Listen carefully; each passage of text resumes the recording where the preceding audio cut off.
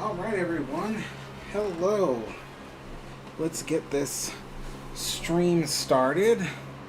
Good to see you all here. And let me just get to my YouTube channel so I can see your guys' comments. My channel. And here we go. Alright, we got Mike here, hello. Hello Ken. Hello King of Battleships. Hello Isaiah. Hello Ella. And Kevin. How's it going, you guys? So, I know we're doing this on a Friday, which is kind of weird because I don't usually do this stuff on a Friday, but I wasn't available on Tuesday, and the other thing too is that I always try to do the live streams on days when I know that most of the viewers are going to be on the channel, and so it seems like Saturdays and Sundays are becoming the most popular days, so I thought maybe I'll try doing the live stream on a Friday. Maybe that might help, you know, but we'll see how it goes. So hello, Rayanne. Isaiah says, what's your opinion on autumn season? So it's actually kind of funny because, you know, I grew up in Southern California where there's pretty much no seasons. It's all the same all the time. But when I moved up here to Portland, Oregon, there are seasons. And I thought, you know, my favorite season is probably going to be winter because of the snow. I thought, you know, back then I was like, I'd never seen snow, and I really wanted to experience that. So I figured, you know, winter will be my favorite. As it turns out, I ended up finding that autumn is my favorite season because of all the colors. The trees turn all these beautiful warm colors like yellows and oranges, reds. Some trees turn kind of purplish. It's just beautiful. The whole landscape becomes like that. And it's such a beautiful time of year. And then the other thing too is autumn here is also my favorite kind of weather, because here it gets kind of cold, it gets rainy during autumn, that kind of thing, and so I really like cold and rainy and cloudy, and so autumn is my favorite season, and I had no idea it would be. I honestly thought winter would be. Alright, so I'm just preheating the teapot and teacup.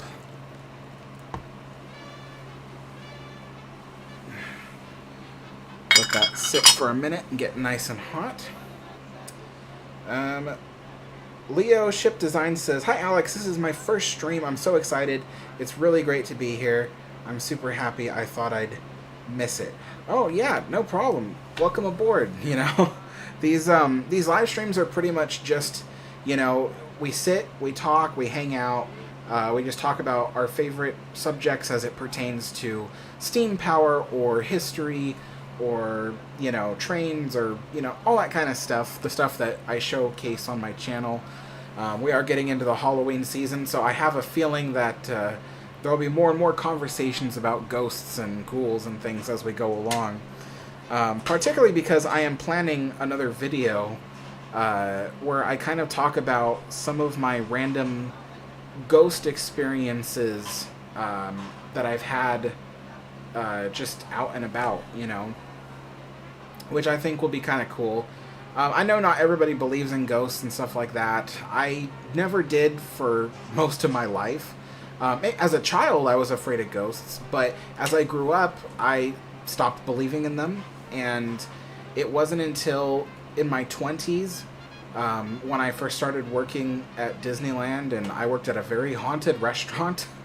And that just started to change my mind. And then what solidified, you know, my belief in ghosts was just spending those years at that restaurant. And then eventually when I moved, years later, moved up here to Portland, you know, we had an apartment that was pretty darn haunted.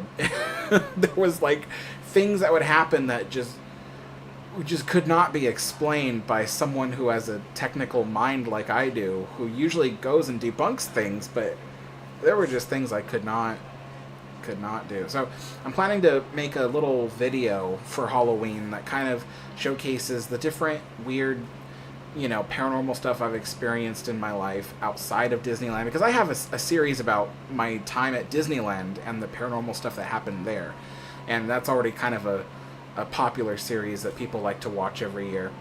So but yeah, so let's see. Seaside, Bulgaria, good to see you. Hi Alex, I'm finally back. How are things going for you? I'm great. They are going wonderful for me. It's I've been really just blessed with, people have been really watching the videos lately. They've liked the content I've put out, and so it's been really it's just been really great. It's nice when I get to make something that people enjoy and people watch, and especially that Queen Mary's collapsing swimming pool video. Even though it was a bit clickbaity on the cover, the video itself is really good, and people really liked it. It's surpassed 900,000 views recently, which is twice as much views as any other video I've ever had. So even my most popular video before that, which I don't remember what it was, I think it was Walt's Disneyland Railroad, that was like 450,000 views. This one's just surpassed 900,000. So it was just wow. And I've gotten a lot of new subscribers from that, which is great, because then there's more people that kind of share in the same interests that I have, and it kind of helps the channel to grow. I want to be able to get around and film places and things that I can talk about the history. In fact, tomorrow will be a different kind of history video. So it will be a history video, but it's a different style. It's not necessarily a documentary, but it's not a vlog either. So it'll be, I think you'll like it. I think it'll be very good, but you have to tune in tomorrow to see it. Let's see.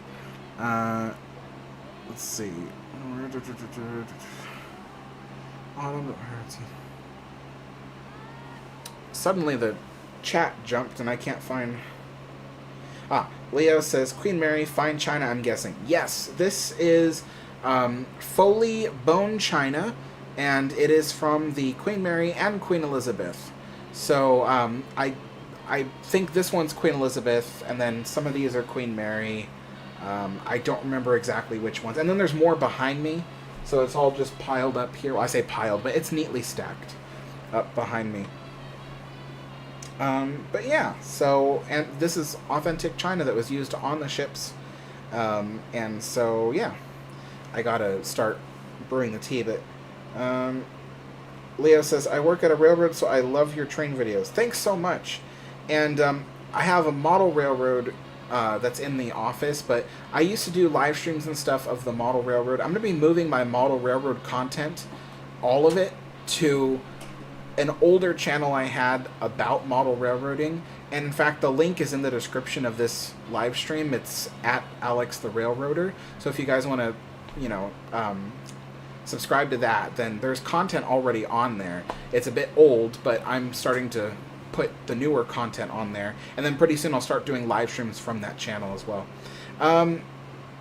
Ella says, I do enjoy autumn, but my favorite season is spring. Summer is too hot and winter is too cold. So you like just the right kind of temperature, I see. Yeah, I understand that. Yeah, I love the cold, because I love dressing up. I love getting in, the jackets and the coats and the sweaters and stuff. I love dressing up, and I feel like I can only do that in cold weather. When it's hot weather, you kind of have to dress down, and so... for me, it's just I don't like wearing shorts. I'll wear shorts because it's a warm day, but I don't like wearing shorts. I like wearing pants and stuff. So if you're from the UK, then I guess the word is trousers or something like that. In the US, trousers, we consider that underwear. But, let's see. Chilling in Frozen North says, Hi Alex, I hope you're doing well this afternoon. What is that to the right of your tea? Looks like banana bread. It is banana bread. I made banana bread last night. My dad, he had bought bunch of bananas, ate most of them, but then the rest just got too ripe. So he's like, can you make banana bread out of it? And I was like, yeah, sure. So I made that last night, and I thought, hey, it'd be great to have this with tea tomorrow. So yeah. Okay, so let's go ahead and start brewing this tea. Today we're doing Earl Grey. I have Earl Grey almost all the time. It's because it's my favorite. I was pre-warming the china because if you don't pre-warm it and you just pour boiling water into cold china, it will crack from the thermal shock. So I think that's full enough. And then what's the time? 1:13. Really? I want to put it on an even number. I'll wait till 1:14. There we go, 1:14. There we go. So I try to sit the tea in the center. There we go. Then put the lid on. This I can dump out half again to keep the cup nice and hot.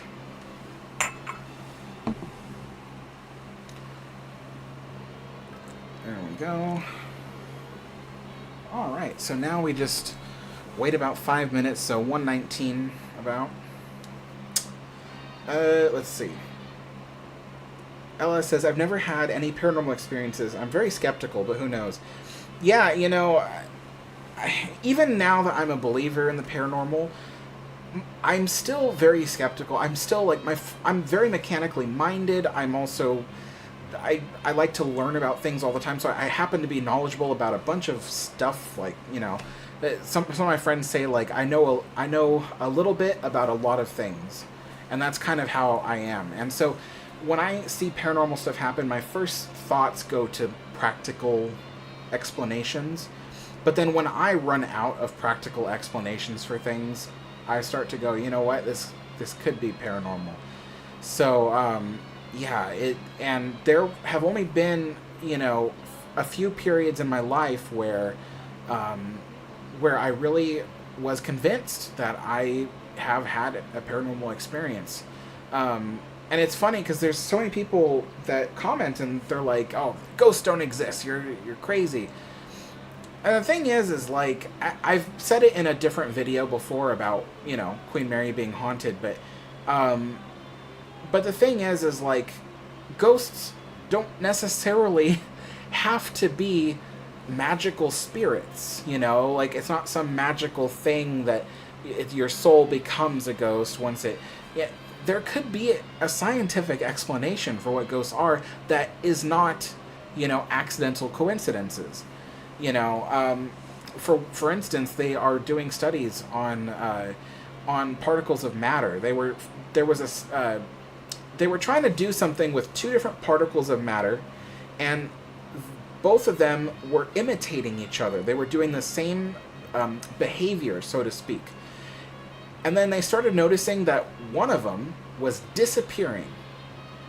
Now, if you know anything about physics, you know that it is not possible for a particle of matter to just disappear, right? It's just like me making this teacup disappear. It's not possible. So what's happening to it? And they were trying to figure out what it was, and they theorized that that particle is actually going in between dimensions. They believe that there might be a fifth dimension that particle is going to and coming back from constantly. And the thing is they know what that particle's doing when it reaches the other dimension, because the two particles were imitating each other. So the one that remained behind, they were watching it and just to see how it behaved, and if the other particle truly disappeared from existence, then that one would start behaving differently because it's no longer linked to the one that disappeared, if that makes any sense.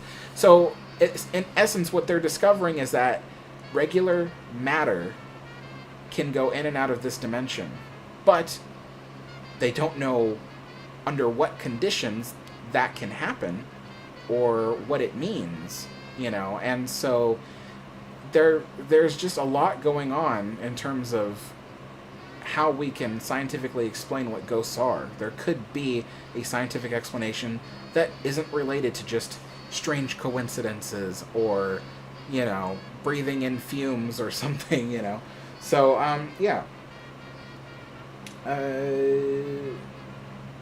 Leo says, I heard you say something about not giving away post box addresses, but I have a piece of Mauritania's wooden boat deck that I thought you might like. Thank you so much, but I don't have a way for anyone to send me anything. I've gotten a lot of death threats on my channel over the silliest things. And so I just no longer can trust, you know, I can no longer trust people sending me something or meeting up with a fan. I used to do fan meetups, so I used to go and meet up with people that watched my channel and were subscribed and hang out with them, and I can't even do that anymore because I've gotten so many threats against my safety and my life. I can't do it. So unfortunately, I mean, thank you so much for the thought, but yeah. I'll have to find someone else that you feel that you could donate that to. 119. Time to prepare the tea. So I give it a little stir to make sure all the tea is mixed up in there. Nathan says, hello Alex. Steam rallies are common during the summer within the UK. Mainly tractors, odd trains, and so on. There's also a lot of custom efforts made by enthusiasts like steam bikes. Oh, that's interesting. I've never heard of a steam bike before. Yeah, I know that in the UK, they love steam power. There's a lot of like events and things where, you know, restored steam engines of all different kinds, tractors and steam donkeys and things like that are kind of celebrated and stuff. And that's so awesome. We don't have as much of that here in the US. There are places you could go. There are sometimes special events, like in California they have like a steam event that happens in Santa Margarita Ranch, California. But all that stuff is like few and far between.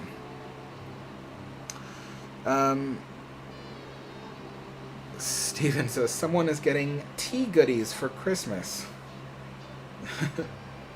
Oh, speaking of tea goodies, I got to show you something.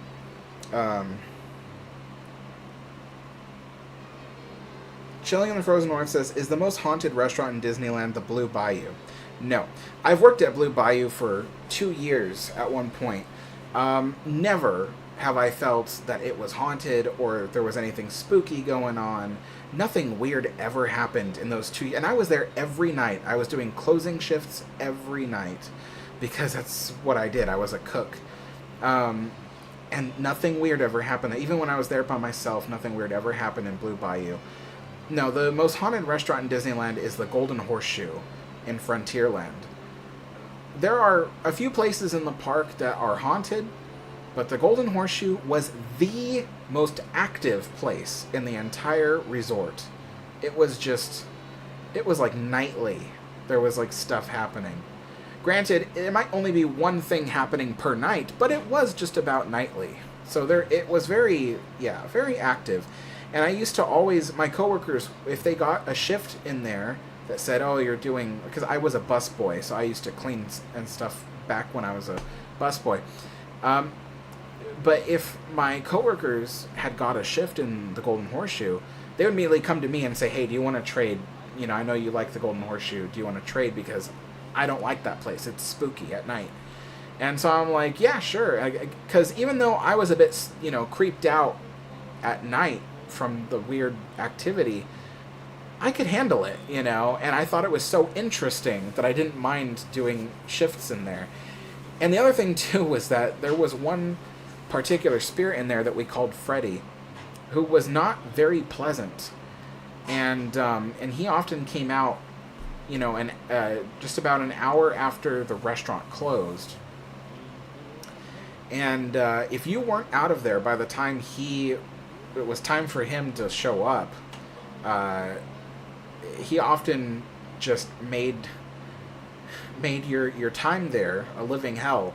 But I think whatever it was that I did, maybe it was my attention to detail or something, but he liked me, and so it didn't bother me that much, which is kind of cool. But yeah, that was pretty interesting. I think I remember like the crazy activity in that restaurant dying down after I did something for the restaurant that nobody else did. They have all these brass wall sconces on the walls, and in the old days of Disneyland, they were shined up and just bright brass color. But over the decades, they've been allowed to tarnish because just there was no one in recent decades that was paid to go in there and shine up all of that brass. So it's just been allowed to tarnish and turn, gross looking. So one night, I had all this extra time at the end of my shift, and I didn't want to, clock out and go home early because I needed the money. So I stayed behind, and I shined up all the brass within a couple of hours. And those sconces looked just gleaming bright, like they haven't looked in decades. And I think the ghost appreciated that, because afterwards, he didn't bother me as much. The activity was very mellow after that. So it still existed, but it was very mellow. So I think if you put an effort into caring for the restaurant, I think it pleases him. So that was an interesting experience.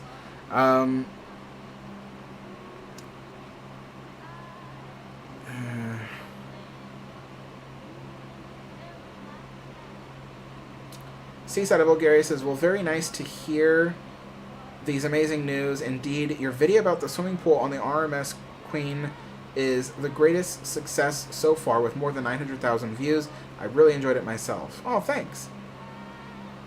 Chili and Frozen North says, can you post a link to your banana bread recipe? Oh, geez. I don't know. Because I don't really have it anywhere. My banana bread recipe is on a paper document. I keep paper documents of all my recipes, and there's a few of them here.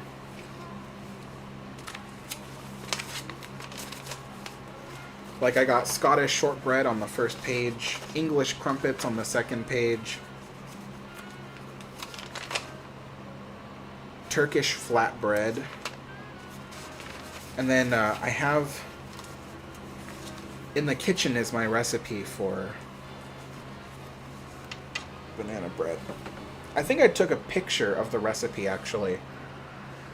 Okay, if you guys want the recipe for the banana bread, I have a photograph of it here, and I'll read it out to you guys. So let me...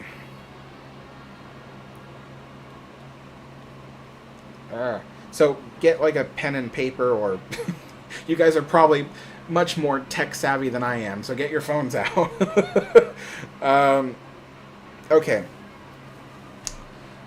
The recipe for banana bread starts with, okay, so it's 1 1/4 cups of sugar, 1/2 cup of brown sugar, 1 stick of soft butter, 2 eggs, 1 1/2 cups of chopped/smashed ripe bananas, 1/2 cup of buttermilk or regular milk, 1 teaspoon vanilla, 2 1/2 cups all-purpose flour, 1 teaspoon baking powder or soda, but powder is preferred, 1 teaspoon salt, and, if desired, 1 cup of chopped nuts. That could be walnuts or pecans. Walnuts are usually preferred, but yeah, that's if you do. It doesn't have to. This doesn't have any nuts in it because I didn't have any. And then the method. So you heat your oven to 350 degrees Fahrenheit. I don't know what that is in Celsius, unfortunately. And you can either grease 2 loaf pans, and the loaves will come out kind of short like this. So you could technically combined them with extra batter left over. So you grease 2 8x4-inch loaf pans or muffin tins. You make them into muffins. In a large bowl, mix the sugar and butter till they're smooth. Add eggs, bananas, buttermilk, and vanilla, and beat with a mixer until smooth. You'll see lumps of banana in there, and that's okay. That's what you want. In a separate bowl, combine flour, baking powder / soda, salt, and then mix that together. You could whisk it like I do, so the dry ingredients are combined, or you can use a sifter to sift them together to make the flour extra fluffy, and then you add that dry mix into your batter, and then you gently mix that together until it all combines to form a very thick paste-like batter. It's very thick and dense batter. And then you pour that either into your loaf pans or into your muffin tins. And then if it's muffins, you bake for about 25 minutes. If it is loaves, they bake for almost an hour. I say almost because it depends on your weather, the temperature in your house, all that kind of stuff. But don't let it reach a full hour. Just check on it at like the 45-minute mark, and then keep baking until the center of it is set. Yeah. So that is the recipe for the banana bread. I usually put cinnamon in there too, and I don't think this recipe this is my recipe, by the way. I don't know if it's missing cinnamon or if I just felt it wasn't necessary. But you could add cinnamon to the batter. I think that would actually help, honestly. How much should you add? I guess maybe a teaspoon of cinnamon into the batter. So, yeah, there you go. Okay, back to the live stream.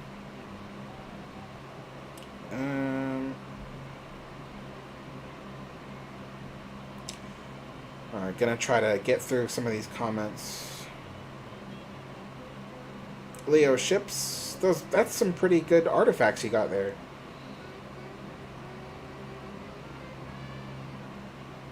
Russell Cooper says, are there any occasions when an ocean liner has run out of fuel? I'm sure there are, but I don't personally know of any.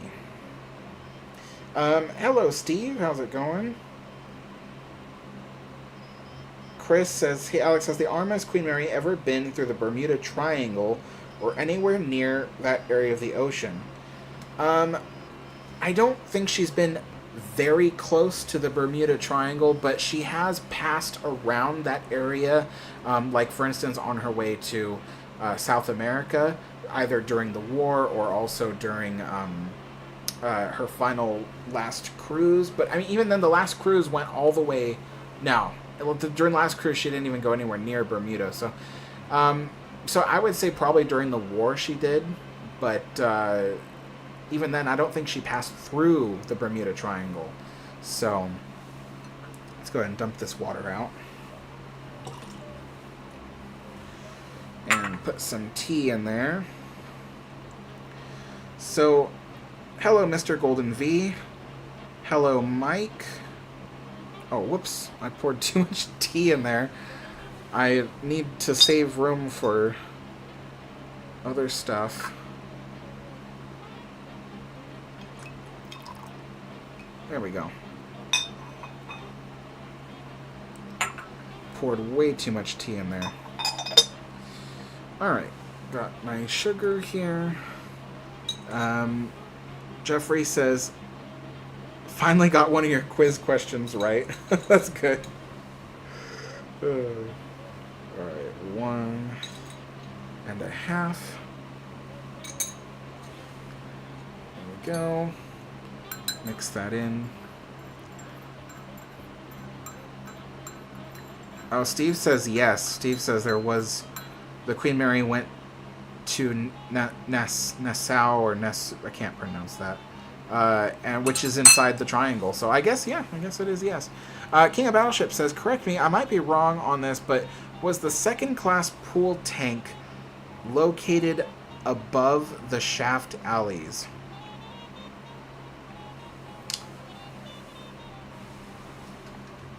Yes. So the second-class pool tank was right here. It was located right above the shaft alleys. Goofy Roll says, hi Alex, I think ghosts are 4-dimensional or higher creatures popping in and out of our dimensional world, our 3-dimensional world. But what do I know? I'm a weirdo. That's alright. I kind of believe that might be the case, or at least something similar to it, you know? Okay. Make sure I save enough milk for the next cup of tea. Cheers.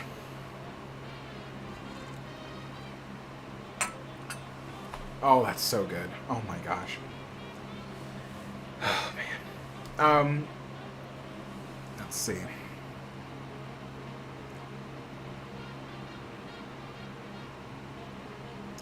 Chris says, hey Alex, a few US government labs are working on cloaking technology as well as transporting technology. Interesting. That'd be cool if they actually could develop something.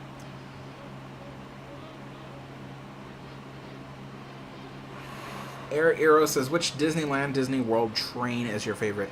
I don't have any favorite Walt Disney World trains, but at Disneyland, my favorites are the E.P. Ripley and the Fred Gurley engines. So engines number 2 and 3. Those are my 2 favorite engines at Disneyland. Let's see.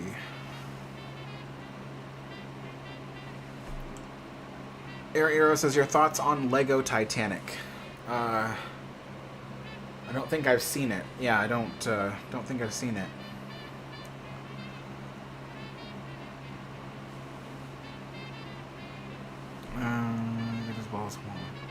Mr. Golden V says, also cherries are as good as walnuts. Really? Cherries and banana bread? I never thought about that, but that would make an interesting combo.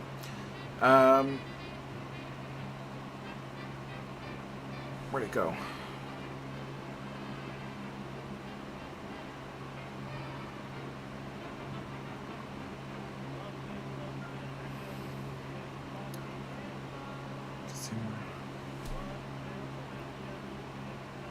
Air Arrow says, what is one attraction at Disneyland, Disney World you would want to see make a comeback?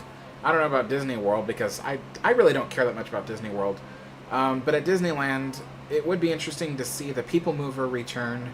That was an interesting attraction that I felt like if it had just been updated instead of torn out, it could have still been around. So yeah, I'd like to see People Mover come back. But even then, I don't really visit Disneyland anymore. I'm just not as big of a fan of Disney as I was in the past, so. Historic Ship says, is the Queen Mary the only Cunarder with a well deck?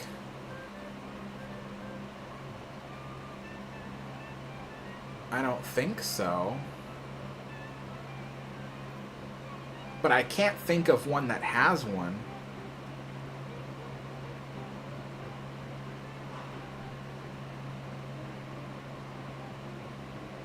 That'd be interesting if she was.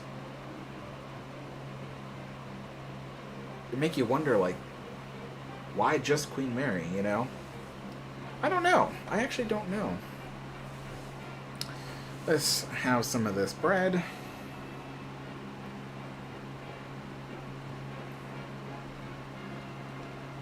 I probably should have, like, microwaved it so it was nice and warm, but I figured I'm on this live stream. It's gonna get cold before I even get to it anyway. But, yeah.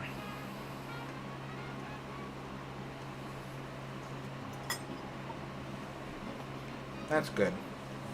Nice and fluffy. Although I just ate a corner piece, so it's not as fluffy, but the center is fluffy.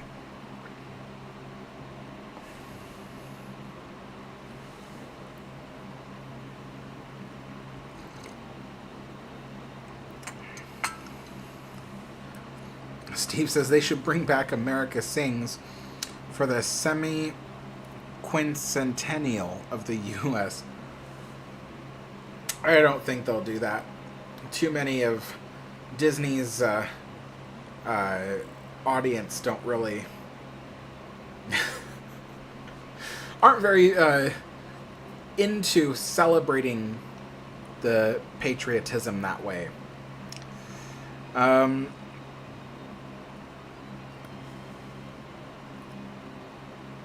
Goofy Roll says, banana bread sounds delicious. It's very, very good. I have to be careful, like, not to eat, like, way too much. I have, like, 2 slices here because the loaves, I didn't want to waste any batter. And normally I'd put them all in one loaf pan. But I spread it between 2 so that way I didn't have to waste any batter.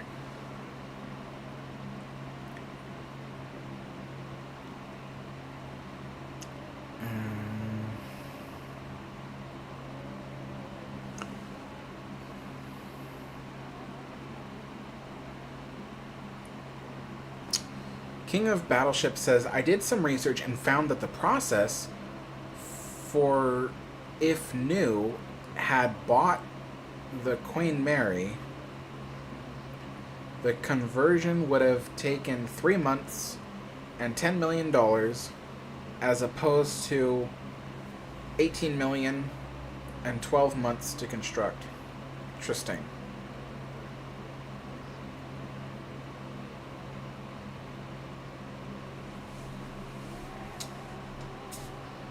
Steve says her Nassau, I can't pronounce that, cruises were out of New York, so she very much entered the trial. I wasn't aware that Queen Mary ever even went south for her cruises. I was only aware that she went to the Canary Islands, which are, of course, as people know, near Europe and Africa, that sort of area. I don't know my geography that well, but near the Strait of Gibraltar-ish area.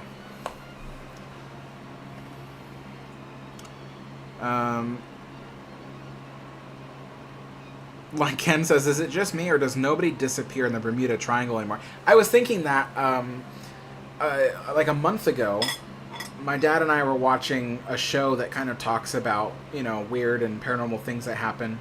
And one of the episodes was talking about the Bermuda Triangle. And I was thinking to myself, I'm like, you know, when I was a kid, there was all kinds of stories of people disappearing in the triangle. And now there's none. There's nobody ever disappears in the triangle anymore. So I'm like, what happened? Did the portal close?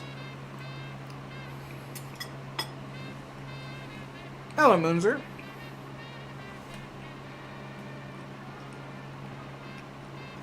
King of Battleship says, does the Veranda Grill still exist today?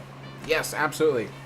The Veranda Grill is at the stern of the ship on sun deck, and it still exists. And it was restored in the 1990s to the way it used to look, or at least close to it. And you, in certain tours on the ship, they end, or sometimes begin, no, not begin, but end or towards the middle of the... Anyway, they go to the Veranda Grill. Yeah.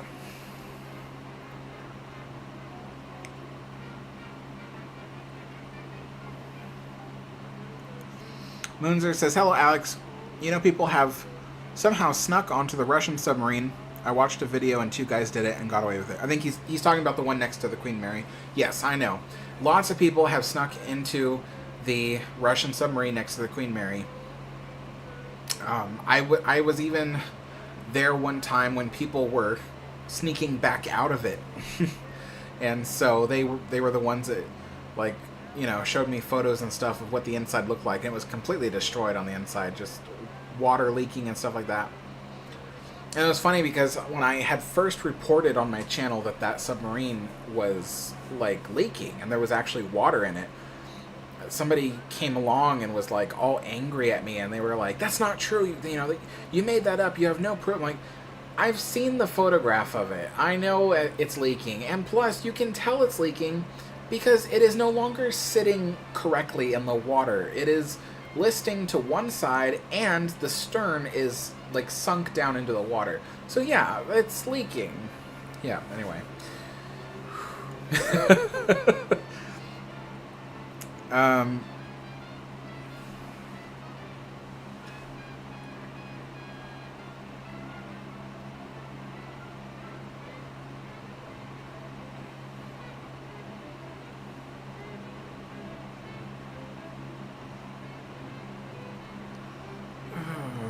Just reading comments and seeing what I can respond to. I don't read every comment out loud. I read them all in my head even before I say them out loud. But the ones I feel like I can respond to, I will read out loud for people who watch the stream directly after the stream ends. The Cunard line pretend is correct.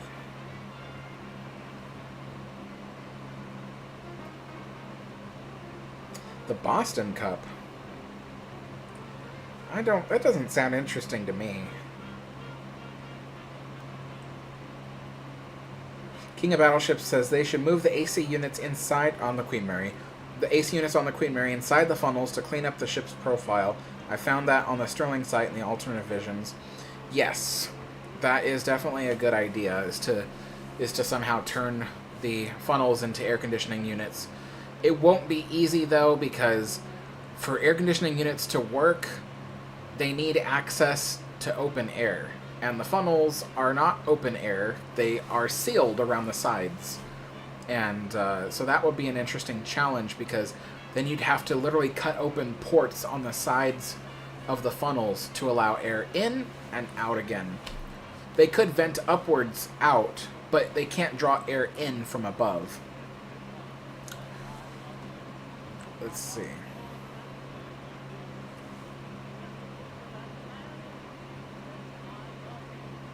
Chris says Canary Islands are off the northwest coast of Africa.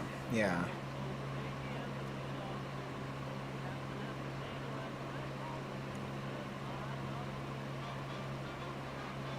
Historic Ship says, I believe the Queen Mary is the only Cunarder with a well deck. I've researched up all the Cunarders, and none of them had well decks unless I missed one. That is crazy. I wonder why the Queen Mary is the only one. I mean, we know what the well deck is for.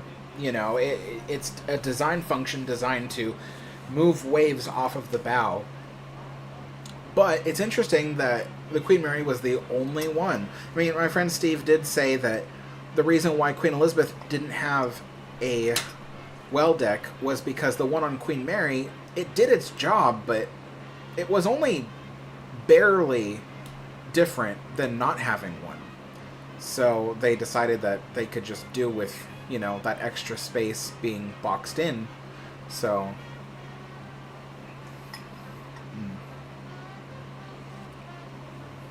this is so good.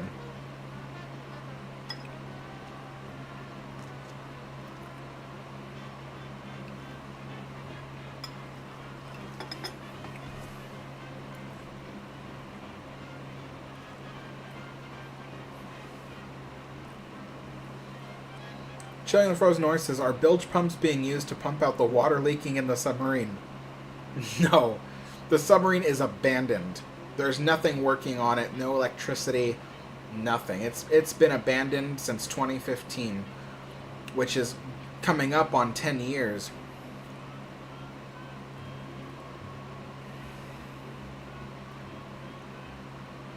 Danny says, hello Alex, been a big fan of your channel for a long time now. Keep up the amazing work. Thank you so much, Danny.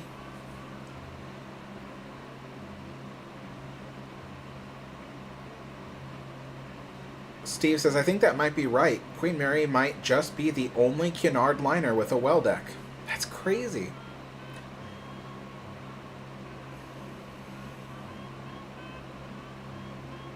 Loser says, Alex, I'm very scared that the SS United States has only 6 months to a year left. Our friend Steve, a.k.a. the Blue Ribbon, told me that on our Discord. Yeah, I believe that may be true. There might only be 6 months to a year left for the SS United States. You know, I think the biggest mistake with the United States was removing all those interiors. You know, one of the reasons why Queen Mary was still salvageable was that she still had all her interiors. You know, even in 2020, when people thought that Queen Mary was going to be scrapped, one of the things that saved her, yet again, from the breaker's hammer, was that she still had all her, well, I don't mean all, but figuratively speaking, she still had all her interiors, which goes a long way in attracting tourists. But if you have a gutted ship, you have to start from scratch. And you're starting from scratch on a very limited sized palette. We're using a metaphor of a painter's palette. It's very limited size. You got all these things you have to work with, all these boundaries and restrictions you have to work with if you want to develop the interior. And that can make it so it would be very difficult for someone to develop into the ship. It sounds so easy, like, oh, the structure's there. All you gotta do is fill it up. And it's like, it doesn't... That sounds easy, but it's harder because you have to work within the boundaries of what you have. So... But if they had kept those interiors, we probably wouldn't even be in this situation today with the SS United States.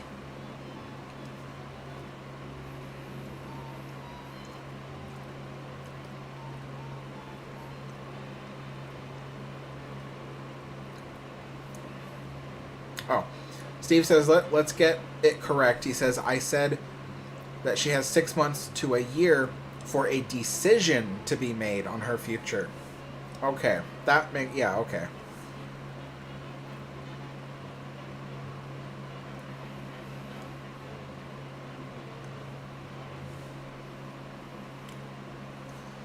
Danny Dawes, I don't know the answer to your Titanic question. I don't really do much research into Titanic. I don't really know what all the theories are and stuff like that. I just know she broke in half and sank, so...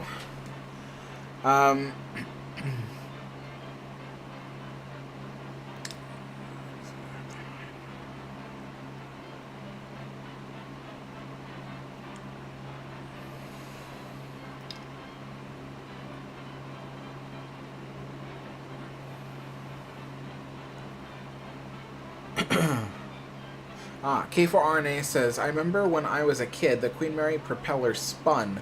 Do you know when they stopped this? I'm sure Steve knows.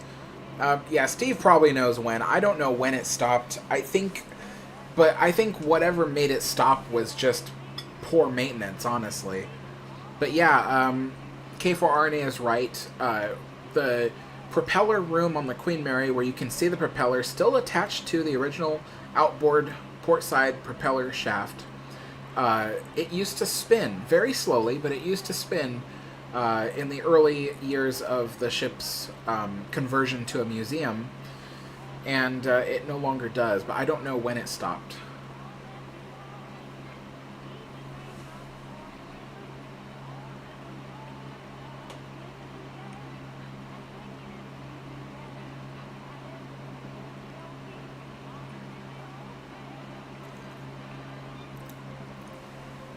Historic Ships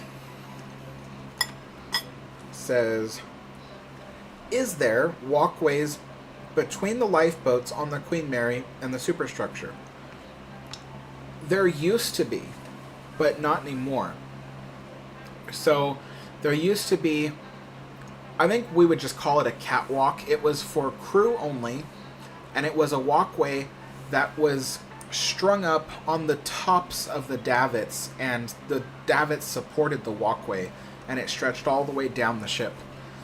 And on those walkways were also the electric winches that operated the davits.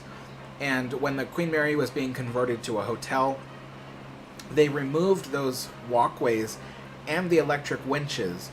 I think they were trying to lighten the weight on the top of the ship, just because various stuff was happening below the ship, and they just wanted to even out everything. I'm guessing that's what it was. And so to lighten the weight, they removed the walkways and removed the electric winches. And so there was only one electric winch that was left. And I believe at some point in history it was replaced with a newer electric winch. That's a whole story of its own. But yeah, they no longer exist. There's only one segment of walkway left. And it is just forward of the starboard side of Sir Winston's restaurant. And that's the only segment of the upper walkway there. But when the lifeboats were to be loaded with passengers, they would have the crewmen go up to the walkway, activate the winch, and lower the lifeboat to the sun deck. And then passengers would board the lifeboat from the sun deck.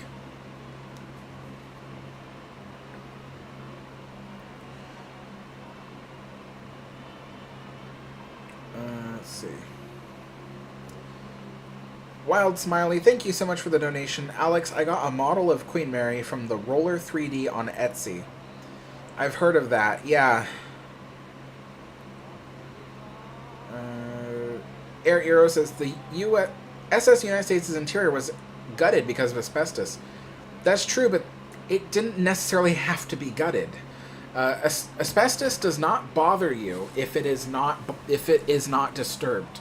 The Queen Mary, for instance, has a lot of her original interiors, and most of the building materials on the ship are made with asbestos. So the Queen Mary is covered from floor to ceiling on every level with asbestos. And as long as you don't touch it, you don't disturb it, it's fine, it's safe, it's there's nothing wrong with it. Even the Bakelite doorknobs and handrails around the ship, or as Steve might say, Roanoid, which I think is a form of Bakelite. But those plastic handrails and stuff, all that was made with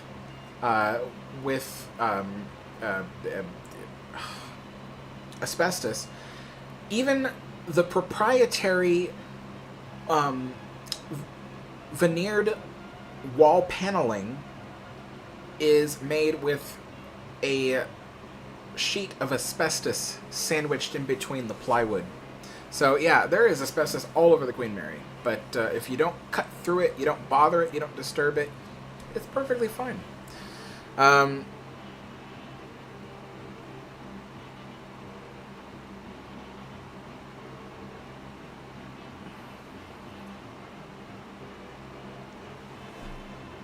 Christianity says, Alex, are you interested in other areas of history besides ships? Would you be willing to expand the channel's topic? I think you produce amazing documentaries.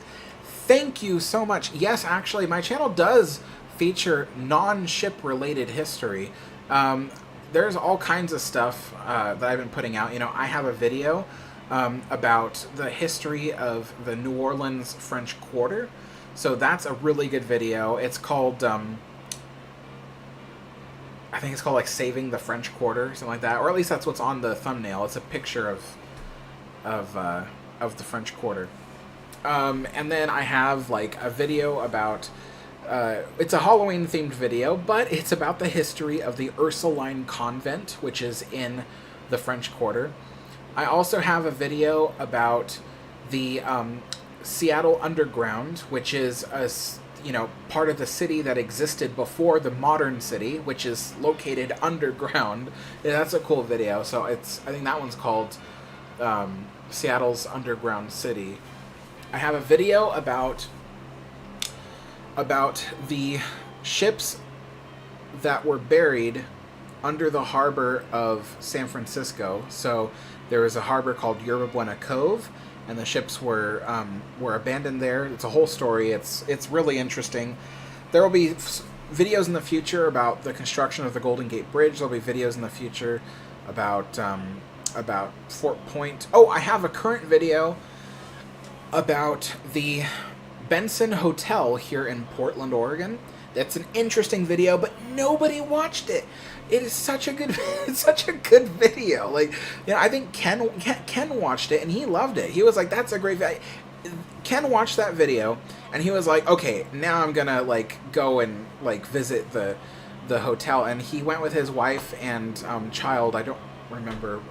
But wife and child went to there for, I think, for his birthday. Yeah, and they had like a nice dinner and stuff at the Benson Hotel, and that's a good video. You guys got to see that. Yeah, so I have all kinds of videos that are non ocean liner related. I have videos about trains, you know. So I have a video about the Forney locomotive. I have a video about the Disneyland Railroad. I have a video about Disneyland monorails. I have a video about Walt Disney World monorails. I have videos about Disneyland, videos about Walt Disney World. You know, I have videos about Walt Disney himself. You know, like all kinds of stuff. I have a lot of videos that are not related to ships at all. But they tend to not get that many views, generally speaking. And I have a video coming out tomorrow that has nothing to do with any of the things I listed right now. Nothing to do with ships, nothing to do with trains, nothing to do with any of that. And that's coming out tomorrow. So yeah, it's I spread out. I produce a lot of non-ship related content, but the problem is that it's hard to get people to watch that stuff. Especially from my channel, because I don't know, they probably figure that they may not like it, so they don't give it a try, but they should give it a try. It's good stuff. So but yeah, thank you so much. Let's get a sip of tea here.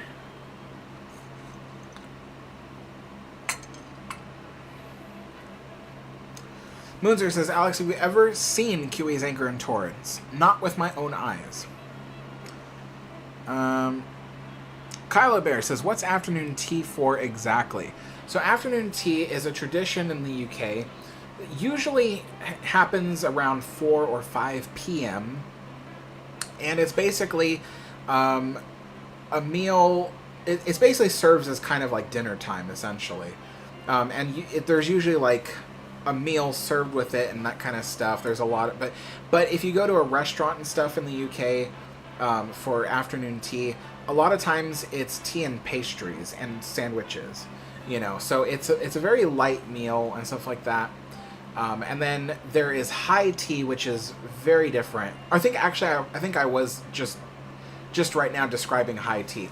So afternoon tea is the light stuff, the sandwiches, the pastries. High tea is the meal with the tea.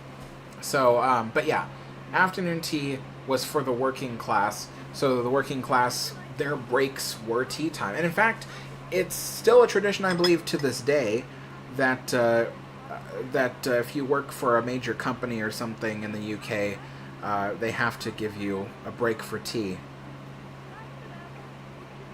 Yeah.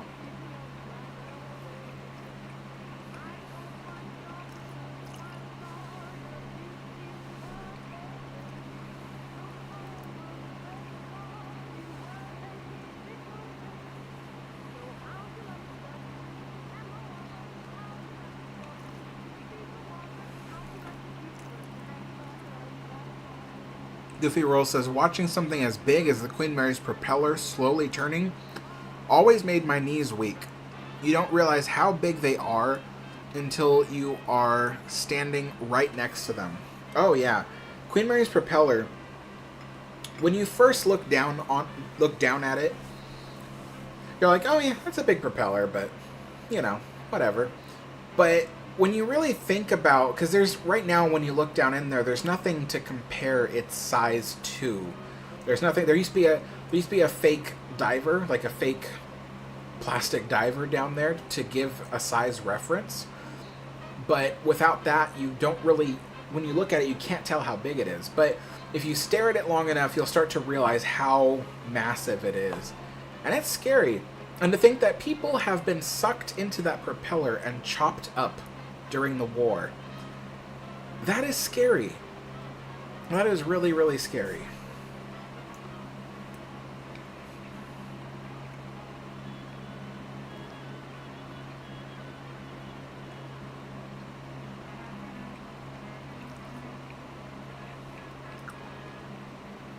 Air Hero says, were there still lifeboat demonstrations on Queen Mary before the 20 closure? No, they had ceased several years before that, because I was there in January of 2020 when the ship was still open, they didn't do lifeboat demonstrations because the system was just not in good working condition. I think that eventually when all the davits are restored and replica lifeboats are made and hung back up on the ship, I think that they may restore the lifeboat demonstration mechanism, so that way they can do those demonstrations again, but we'll see.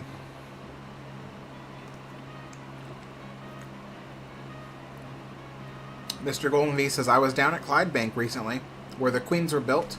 John Brown is gone, but the Titan crane and the slipway are still there. Yep.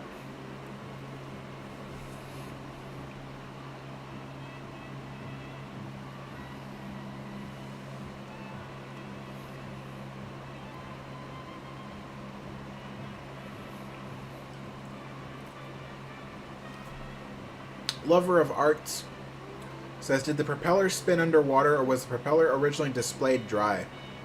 Every visit I've seen the Queen Mary, the propeller was submerged in a pool of water. Yeah, so it was always displayed in a pool of fresh water. Because, well, it's a long story, but yeah, it was always displayed in a pool of fresh water, so when it would spin in that water.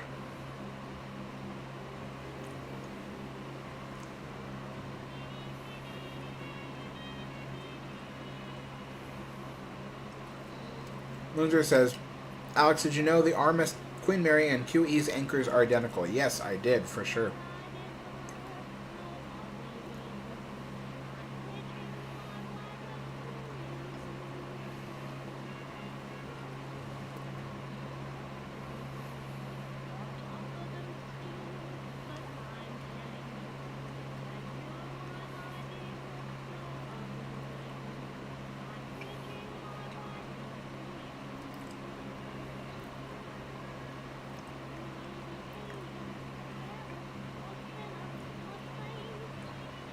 Moonzer's like, what's a Padawan? Oh my gosh.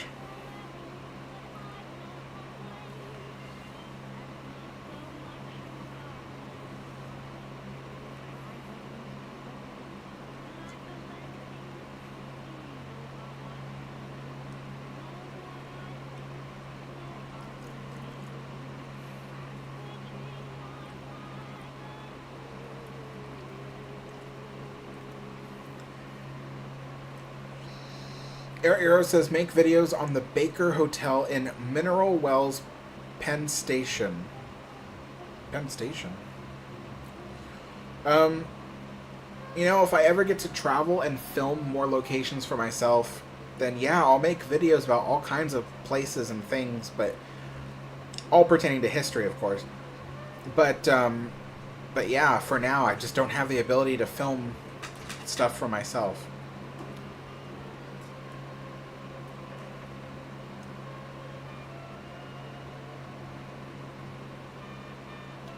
Oh, Kyla Bear says, interesting, I'm going to watch the Disney Railroad one and the Steamboat Fire one. Those are both really good. The Disney Railroad one, people really like that. It's full of very nerdy information about how the trains operate. So if you're one of those people that likes all the details of the mechanics and stuff, it's in there. And then the one about the steamboats, that's a really interesting one too. That steamboat one, nobody watched it. Like, what in the world? It's such a good video. Anyway.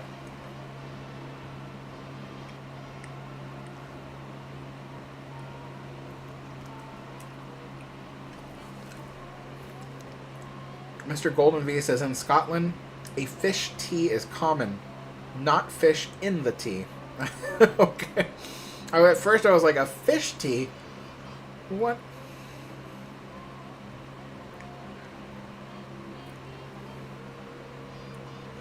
Yeah, there's Ken. He's like, it was amazing. Anybody who lives in the Portland area needs to go to the Benson. But most importantly, watch Alex's video on it. Thanks so much.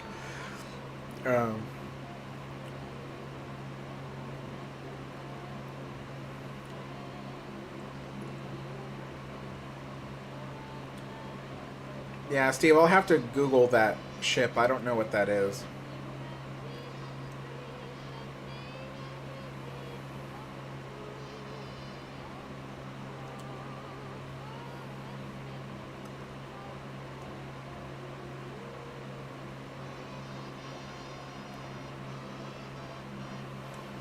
Dino DeSantis says, since Queen Mary is still floating at the dock, does it have to do lifeboat drills?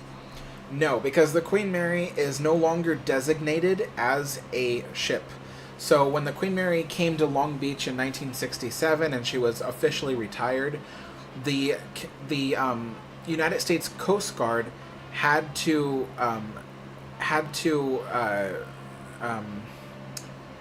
I don't know the word, but to consider her as a floating building. So the Queen Mary is no longer designated as a ship. She is designated as a floating building.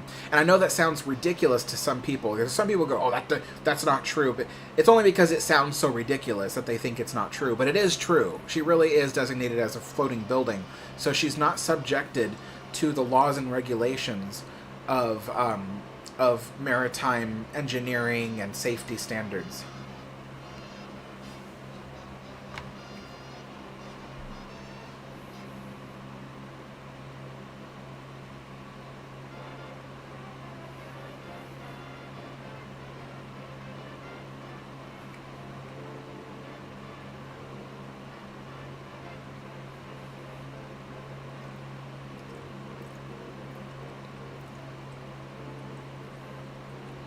King of Battleships says, why didn't Cunard just re-engine the Queen Mary and Queen Elizabeth like when they re-engined the QE2 in 1986-87 instead of selling them?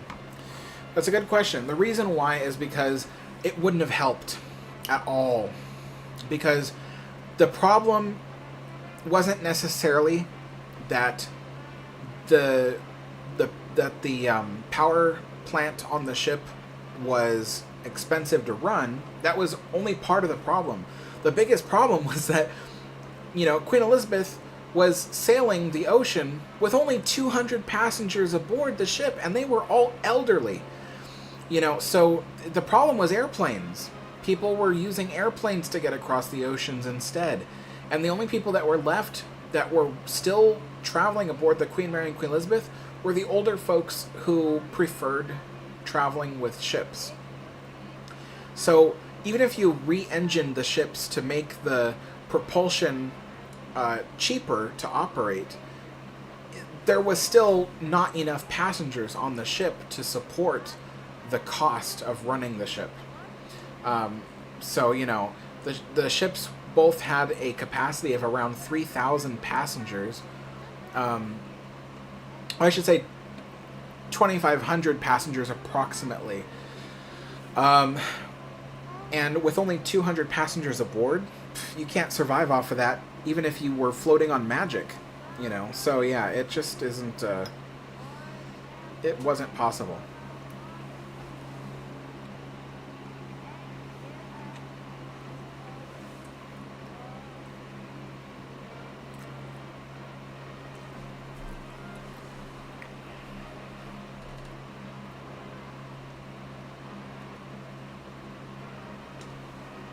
Kylo Bear says, nerd here, hee, love mechanical stuff. That's good. Let's see. Lover of Art says, Alex, your tea hosting has inspired me to make tea sandwiches for dinner tonight.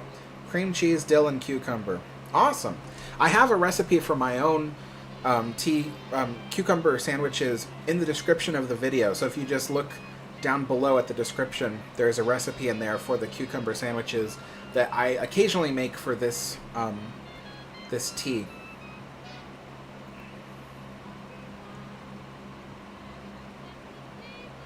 Chris says, have you ever watched the old History Channel's documentary called Trains Unlimited? No, I haven't. Moonzer asked, do you like sweet tea? No, I do not. I only like black tea and when it's hot.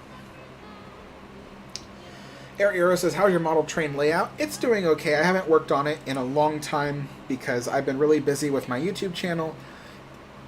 And, I don't know, I just haven't had time. I wish I did, though. I feel like I wish there was more hours in the day for me to do everything I need to do on a daily basis. I've been busy even this morning since the minute I woke up.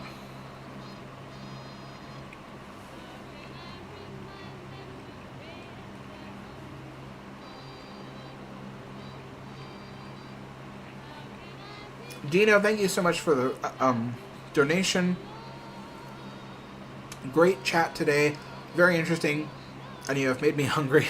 That's good. I'm glad.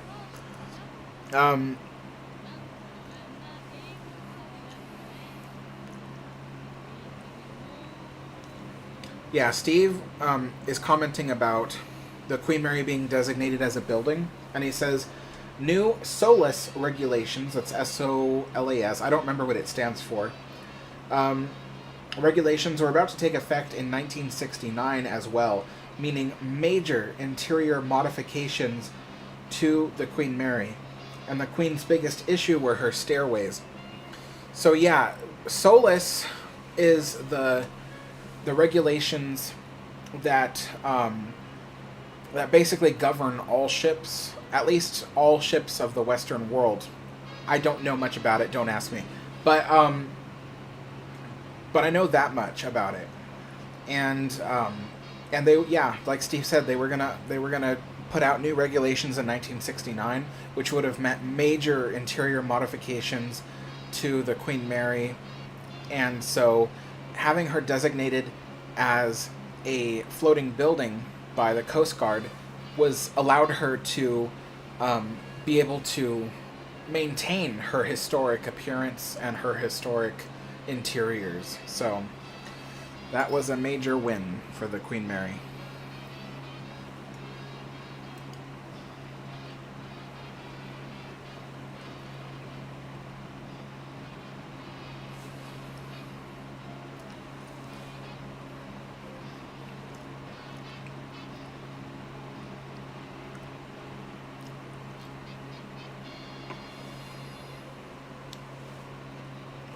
Historic Ship says, Alex, did you know that the gap between the Aquitania's bridge and most forward superstructure was so wide they added a second bridge?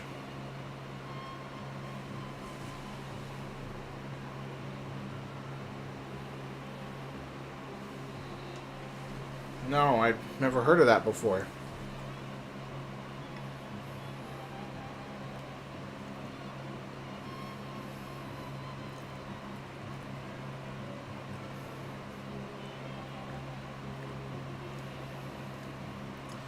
Air Eero says, I'm more of a coffee guy. Yeah, I used to be.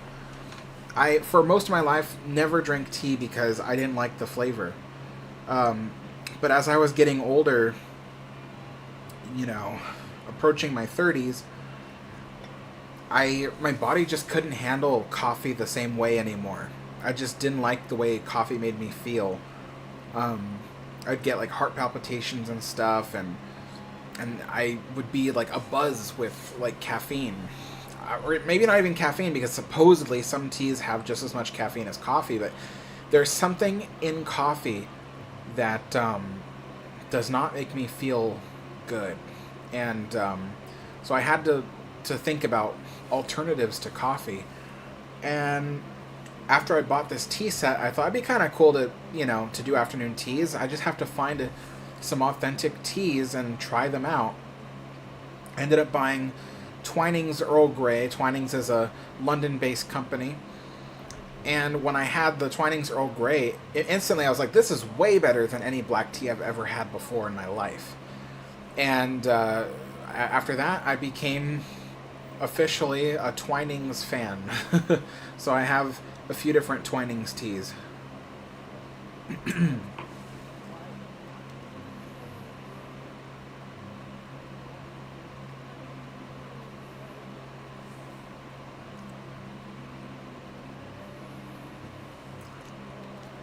Leo Ship says, Alex, what is your top tea list? Earl Grey, Lady Grey, English Breakfast, and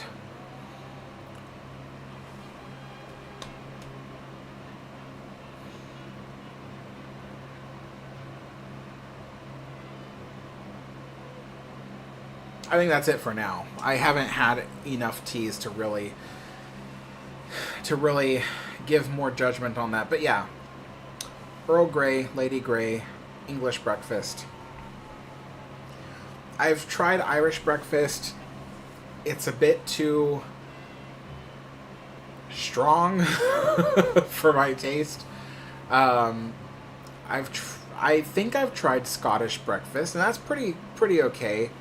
But I don't think I liked it nearly as much as English breakfast tea. Yeah, and I haven't had much experience with other teas. Now, if we're going to talk about a non-British tea, then I would say that actually above all of those, my favorite would be chai tea. I'm not talking about the chai tea that you can get at your local Starbucks. That's not even real chai. I mean, like, you know, brew it at your home, chopping up ingredients like you're a witch at a cauldron, you know. That is the fresh made, handmade chai tea is so good. Even thinking about it right now makes my mouth water. I'm like, I bought fresh ingredients for it too, because I make it once in a while just for me to enjoy. Sometimes I'll make my dad some chai tea if like he doesn't have any coffee, because he keeps coffee in the house, and if he runs out and he happens to be his day off, I'll make him chai tea so he doesn't feel like he's missed out on like a morning drink or something. But my God, I love chai tea. And I learned the recipe. I don't remember where exactly I got the recipe, but I learned the recipe. I think I was watching several videos of like, you know, Indian mothers who were just like, you know, brew tea and stuff for their family, and they make videos saying how they make it and stuff like that. And I just watched a few of them and I took some ideas from it.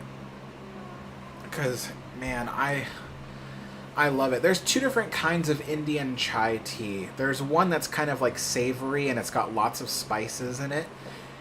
And then there's one that is more like a sweeter kind of breakfasty tea. And it's got like cardamom in it and something else. And I kind of combined the two, because the savory one has like ginger in it, and I'm like, ooh, ginger cardamom goes really well together. I want that. So I make a ginger, cardamom, and cinnamon chai tea for myself. And I recently just bought some fresh cardamom. Well, not fresh, but fresh from the factory cardamom.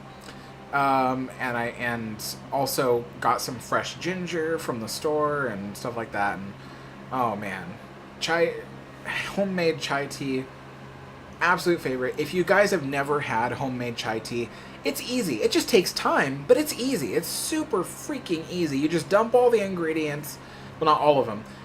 You dump all most of the ingredients in, brew that as a brew, then you add the tea, boil that till it, you know, so it brews, and then you add your milk, and then you boil that until that becomes a very dark tan color, and then you pour the tea into a cup with some sugar at the bottom, and so it mixes in as you pour it, and oh my God, it's so good. Good Lord. Yeah, so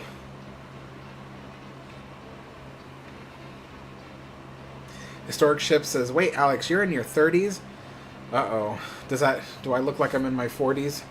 No, yeah, I am in my 30s. Unfortunately. Okay. Hey, Mark Hooper's here. Hey, Alex, what a lovely surprise. So great to see you all. It's good to see you, too. Yeah, I might be doing tea times on Fridays now, just because there's less and less people watching, or I should say fewer people watching. People get on my back when I say less and less people, or, yeah, fewer people watching on Tuesdays. So, Fridays has a little bit more people, but not much. I think, honestly, Saturdays would be a perfect day to do afternoon tea, but I don't like to do live streams on the same day I release a video, because then it screws with the video's views. People get notifications for one video, but not the other. So I try not to put 2 videos out in the same day. But, yeah.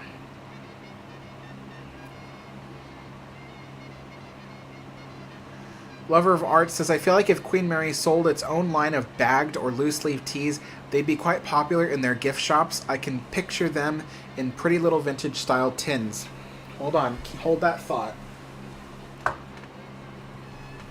This is Queen Mary tea. You can see it has a ship on it, or the Queen Mary is on it, not just a ship, it's the Queen Mary. And then inside, which it doesn't currently have it anymore because I drank all the tea, but there is, when you buy it, and you can get this on Amazon, by the way, you guys. I forgot to tell you. You can get this on Amazon, and inside is a bag with a bunch of bagged teas. All of it is breakfast tea, but it's premium Ceylon tea, and I believe this a British company? It's from the Metropolitan Tea Company. I don't know if they're British.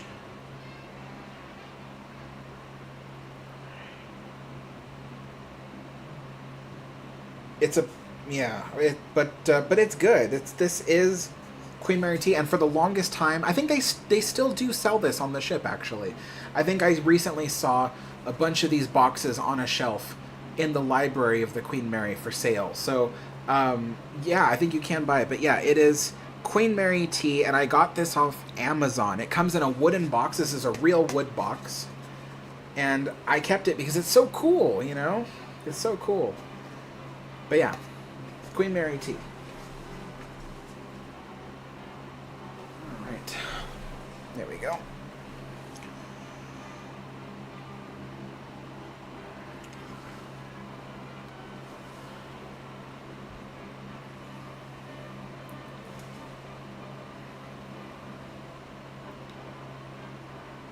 Transportation fan says, "Hey Alex, how you doing?" Wait, where'd it go? Oh, there we go. Hey Alex, how you doing? My grandpa turned 90. Oh, awesome! Happy birthday to your grandfather.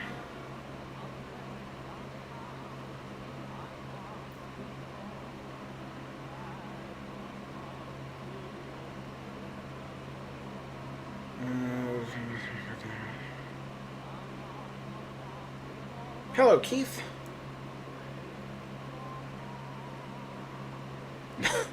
Ben Barker says, Mr. T's cousin, Queen Mary T.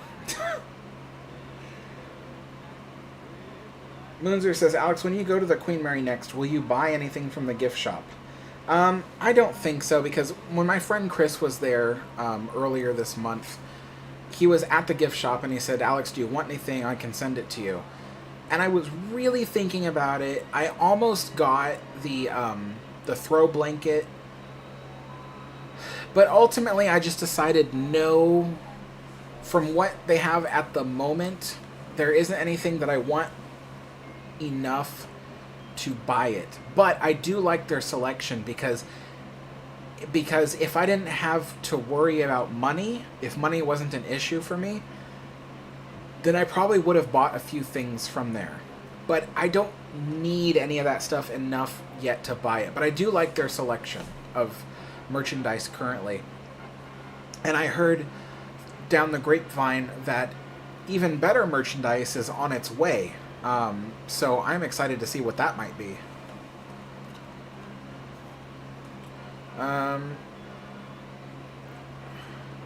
Steve says, hey Alex, congrats, you caught up to... Yeah, I did. Yeah, I caught up to the chat. Usually I'm behind. But I have another cool thing to show you guys. I was trying to finish my banana bread before I brought this out, but...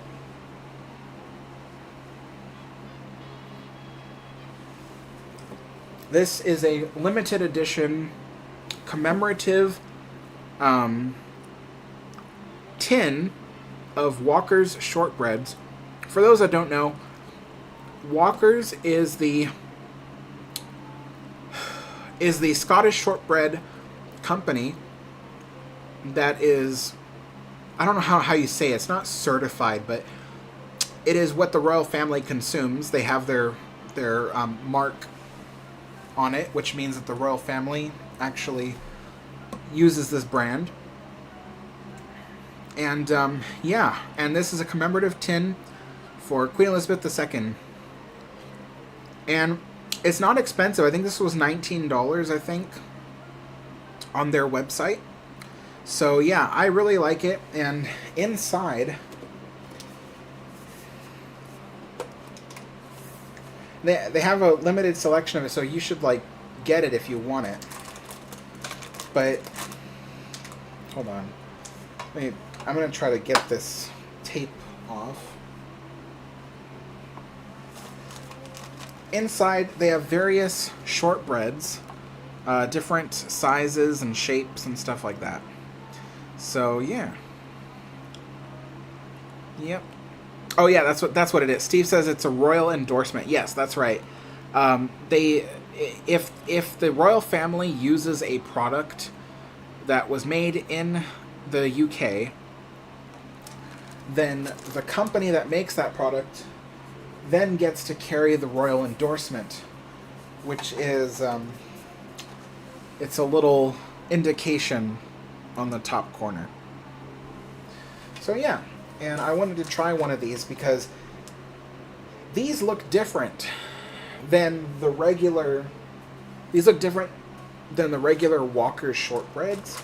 These actually have like sugar crystals on the top, which is not how they usually make their shortbread. So I'm wondering if they taste different too. Maybe they're better quality because it's a commemorative tin. I don't know.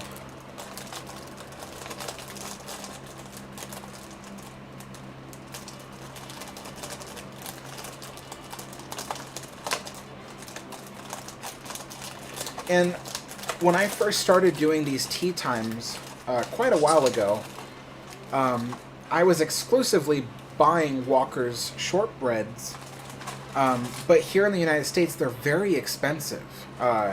Even just a cheap cardboard box of them is...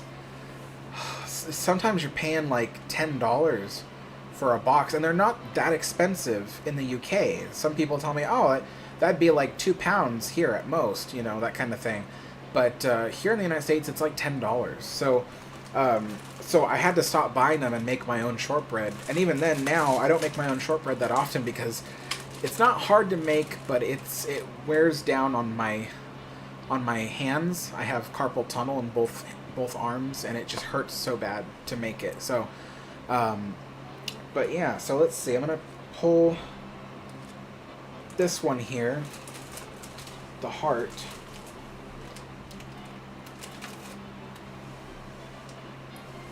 The heart shortbread. And it's got little sugar crystals all over it, so I hope it does taste different. Dunk it.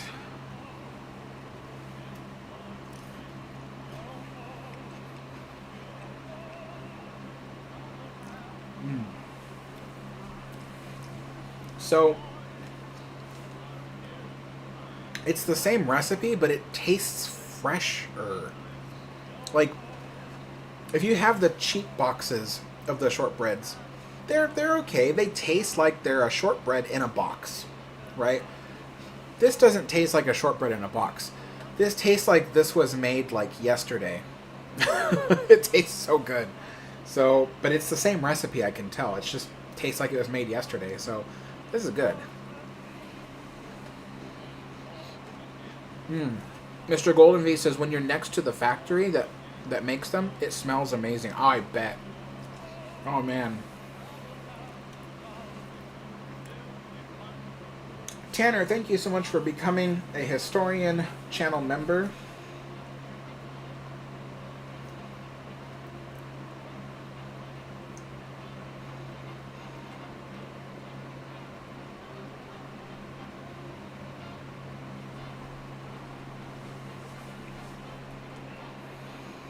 The Historic Ship says, Alex, I thought you were 22 before you said you were in your 30s.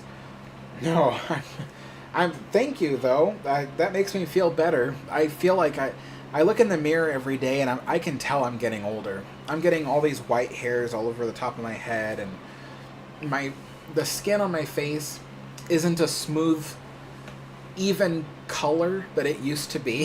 It used to be such a smooth, even color. Now it's getting discolored, and I'm not quite like liver spotty yet, like an old person, but I am starting to notice discoloration. So, but yeah, I do not feel like I'm 22. Mark Hooper says, "What is the throw blanket like, Alex? Can I see it online anywhere? I'm looking for a kinda picnic blanket for my car." Oh yeah, the throw blanket definitely is a good picnic blanket. You might be able to see it in my video when I did my Queen Mary update recently, the September update. I showed the merchandise in the shop, and I think in one of those shots you can see the rolls. They're rolled up. The throw blankets are rolled up, and what it is it looks to be fleece. I don't know for certain, but it looks to be fleece, and it's navy blue, and it has a very simple outline logo of the Queen Mary, and it says it says either the Queen Mary or it says Queen Mary Hotel, one of those two, and then it says like Long Beach on it, I think. But yeah, it's very simple, very subtle. So it's not like in your face Queen Mary, it's very subtle, and I think it make a perfect like picnic blanket, But yeah, it's great. It kind of looks like a darker color version of the runner blankets that they put at the bottoms of the Queen Mary Hotel rooms, or it looks a lot like the leather throw that they put over the beds of the Queen Mary 2 beds. So on the Queen Mary 2 they have a leather one that they put on the bed, and it's got the Cunard logo on it, but this one looks like that, but it's fleece and it's got the Queen Mary logo. Okay, let's see.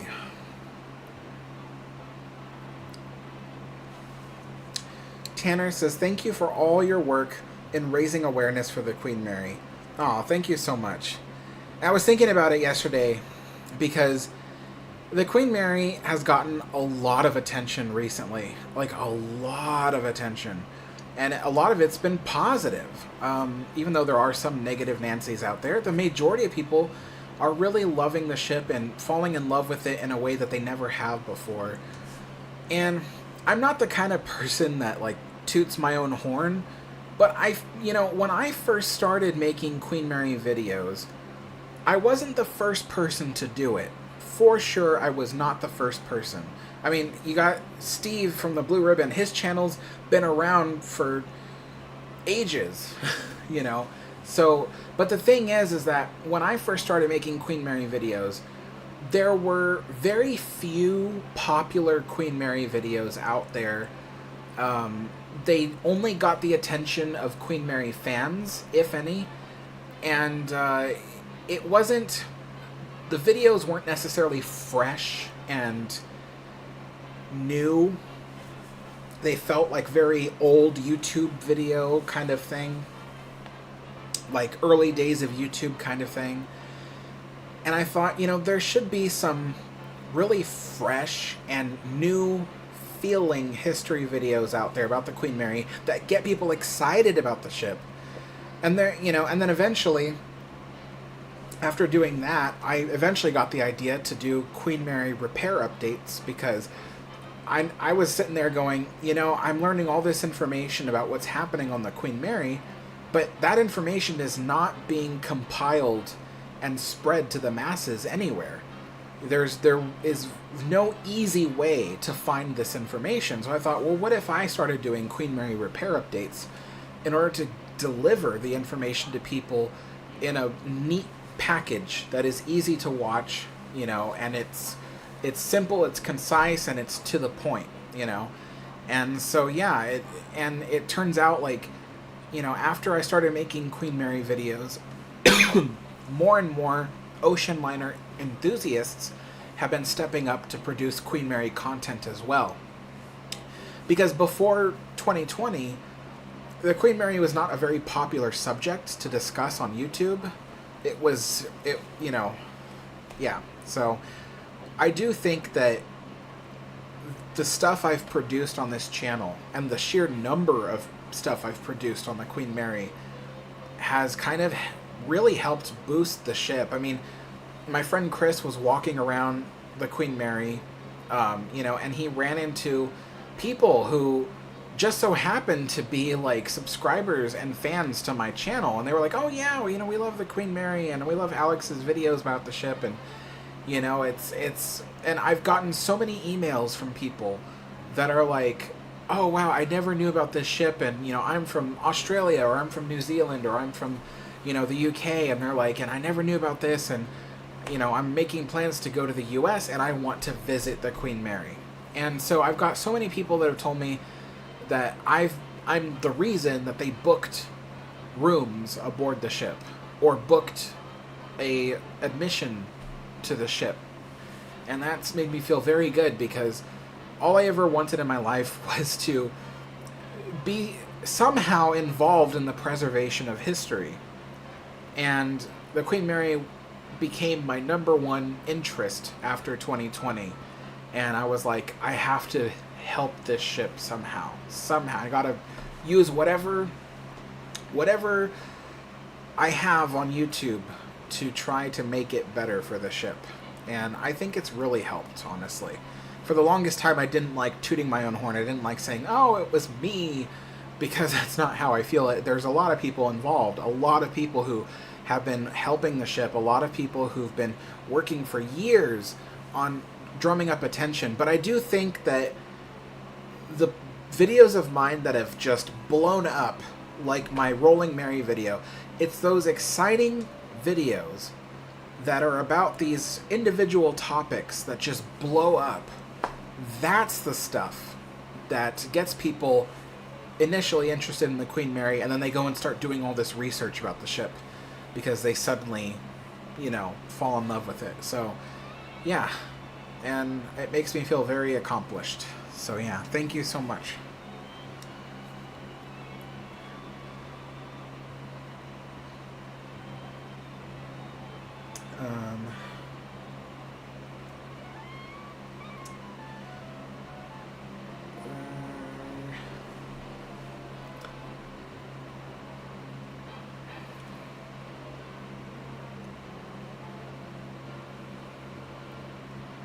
Historic Ship says, hey Alex, have you ever played or heard the game Oregon Trail? No, I don't really play games.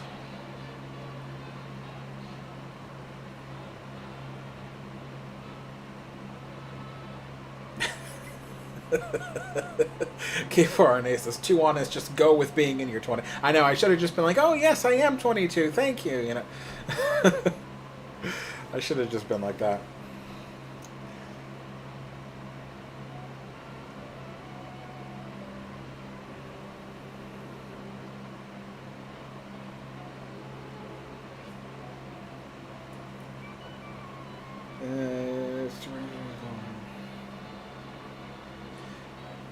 Oh, nice, Moonzer. You got a Steward call button plaque. Awesome.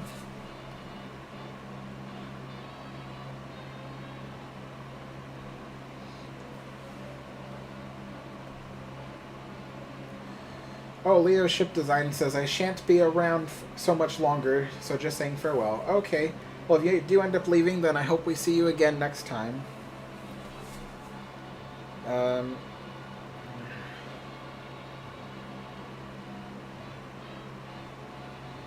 see.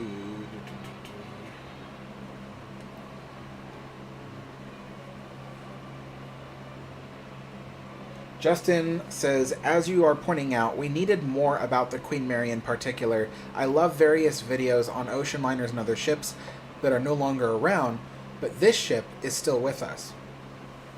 I agree. You know, there are so many YouTube channels where they talk about various ocean liners, various ships, And I agree. I felt like, okay, that's wonderful. These are all ships that don't exist anymore, and it's great that they're being highlighted. But the Queen Mary does exist, and she's being forgotten very slowly, but forgotten. And that's what really, sparked my desire to make a bunch of content about the Queen Mary. I still have lots more content I want to make about the ship. I just am spacing it out so it's not all at once. But I've got lots more stuff for you guys, all about the Queen Mary, individual topics and things like that, just really cool things. Yeah, a lot of stuff. But I have to space it out so I don't get people all overly Queen Maried out, Because I did that before. I was like posting nothing but Queen Mary stuff for like a couple of weeks, and people were like, "Can you like do something else?" So, yeah.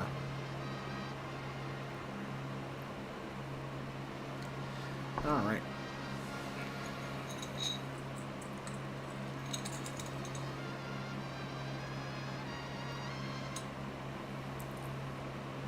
Moonzer says, would I ever visit the Lane Victory ship in Los Angeles? I suppose. I got no reason not to, but I don't necessarily have a reason to do it.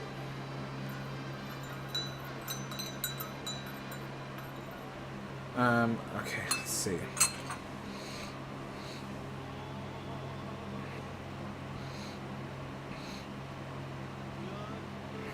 Justin says, we have to care about and raise awareness for ships that are still with us and historic around the world, and focus on those essentially. This also includes the SS United States. Yep.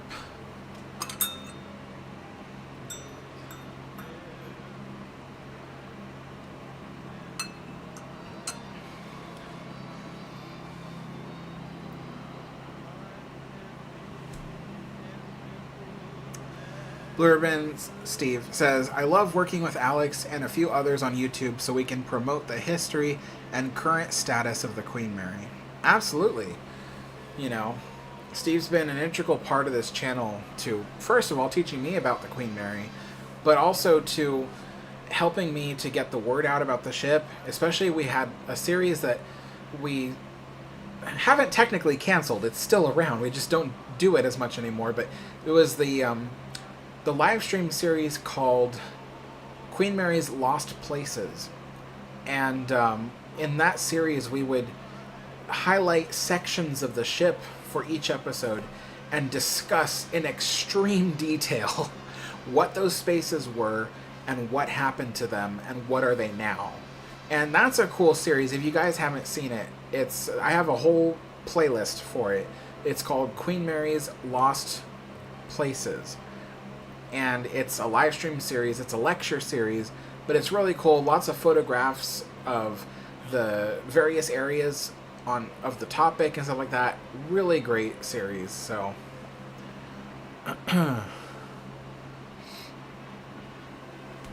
see you later, Historic Ships. Thanks for joining. Justin says, absolutely. The repair updates are really very useful for everybody. I'm glad, because it's like I was thinking to myself, I'm like, geez, there's nobody reporting on the updates to the ship, and there's like so much to talk about, So I thought, why don't I do it? I have the information. So, somebody, I don't know where the question is anymore, but somebody asked me what got me into ships. The Queen Mary got me into ships. So I know a lot of people, they got into ocean liners from the Titanic. Either they read a book on it, or they watched the James Cameron movie, or whatnot. But Titanic is usually the gateway ship for a lot of folks. For me, it wasn't. For me, the thing that got me into ships was the Queen Mary. Just falling in love with the Queen Mary and wanting to learn more about it. And in the process of research, I ended up stumbling across other ships that I thought were pretty cool too. And that's what kind of got me into ships. I still don't necessarily consider myself like generally an ocean liner fan or a ship fan, because I don't just like any ships. It's very specific ones. But yeah, the whole reason why I'm interested in them in the first place is because of the Queen Mary.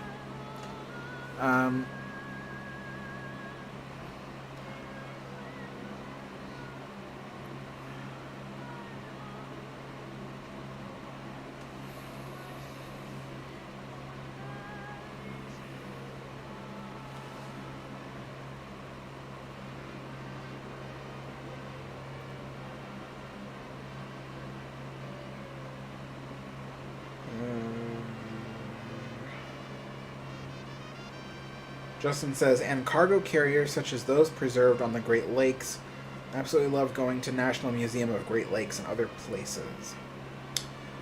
Moonzer says, Alex, did you know the Queen Mary 2 was in Long Beach in 2005 to greet the Queen Mary? Absolutely.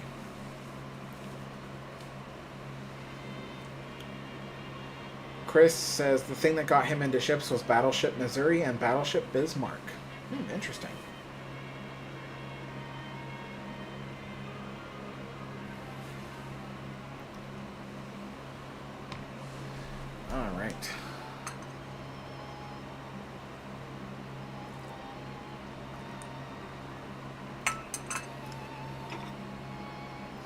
I better finish this banana bread, because the longer it sits out, the drier it wants to get.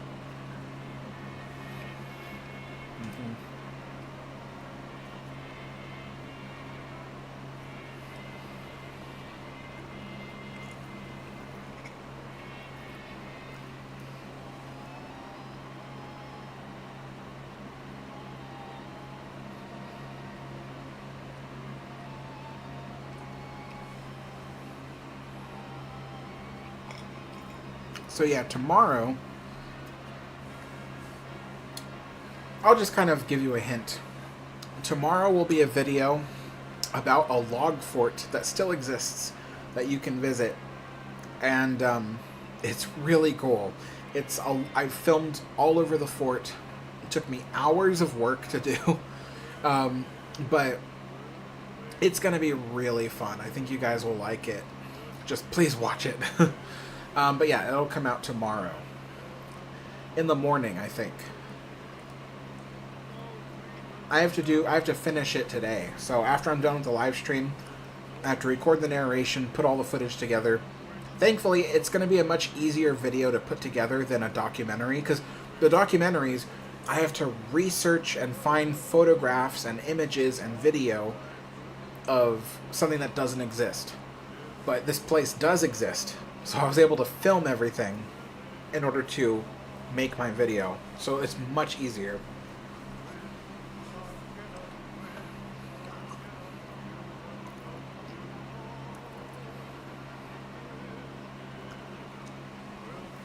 Moonzer. Yeah, I think Queen Anne will eventually make it to Long Beach.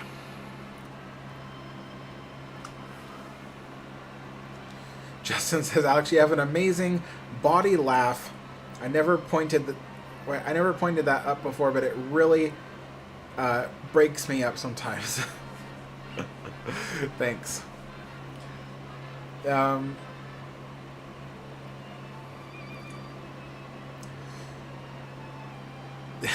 K4RNA says, yeah, eat your bread, you'll be a banana son.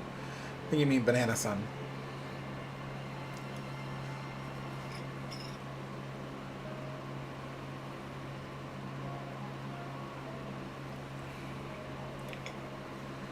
Let's see. I keep losing my place. Ken says, it's great to hear how upbeat you are. You've done great work. Thank you so much. Yeah, I do feel very good, you know.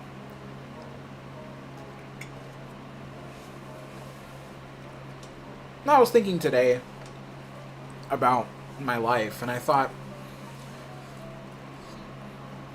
before YouTube, my life was kind of all over the place. I was trying to find out who I am, what I want to do in life, what makes me happy, and I wasn't having very much luck back then. It seemed like anything I was interested in was a dead end, you know.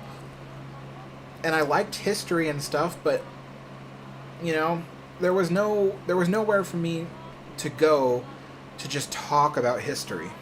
You know, if you're a historian, like a real historian, there's very few opportunities for you to discuss history, but way more work doing research quietly by yourself. You know, that's not really a career I wanted. I knew that when I worked at Disneyland, I loved being a tour guide because I was literally paid to talk about the history of what was then my favorite place on earth. And it was like a dream job. It was just like, it's like, I'm paid to talk about the history of this place. But after I left Disney, because Disney's a horrible company to work for. After I left Disney, I was kind of like, well, what do I do now? You know, like, I'm back at square one. I started my YouTube channel to kind of take my mind off of things in life. But over time, the channel built into this thing where it became the very thing I wanted to do. You know, I get to talk about the history of anything I want to talk about with you guys. Some of it hits, you know, some of it's like really popular, some of it isn't. I think that's just the nature of life, you know. Some subjects are more interesting than others. I like to think that I pick out the most interesting subjects to feature on my channel, but it's kind of cool. And I think about it now, I'm like, I'm not rich or anything. I don't always have a lot of money to go around, but I am living a much better life than I was back then. I have a much better apartment than I did 10 years ago, you know, and I'm doing what I like to do, which is to talk about history and to share it with people. You know, I'm not stuck behind a desk all the time. Well, I mean, technically, in the video making process, I am stuck behind a desk all day, but it's a desk I want to be behind. So it is nice. I do think that even though the work I do on YouTube is sometimes just really not hard work, but it takes a lot of patience, a lot of time, but it's worth it, I think, you know. So yeah, I've been very, very blessed to be someone who has found what I want to do in life. So yeah, I'm very thankful for what I have. Shipgeek says, Alex, am I too late? Kind of. I am going to end the stream soon because, yeah. I am going to end the stream soon because it's time for me to get going, and I got to get back to working on the video for tomorrow.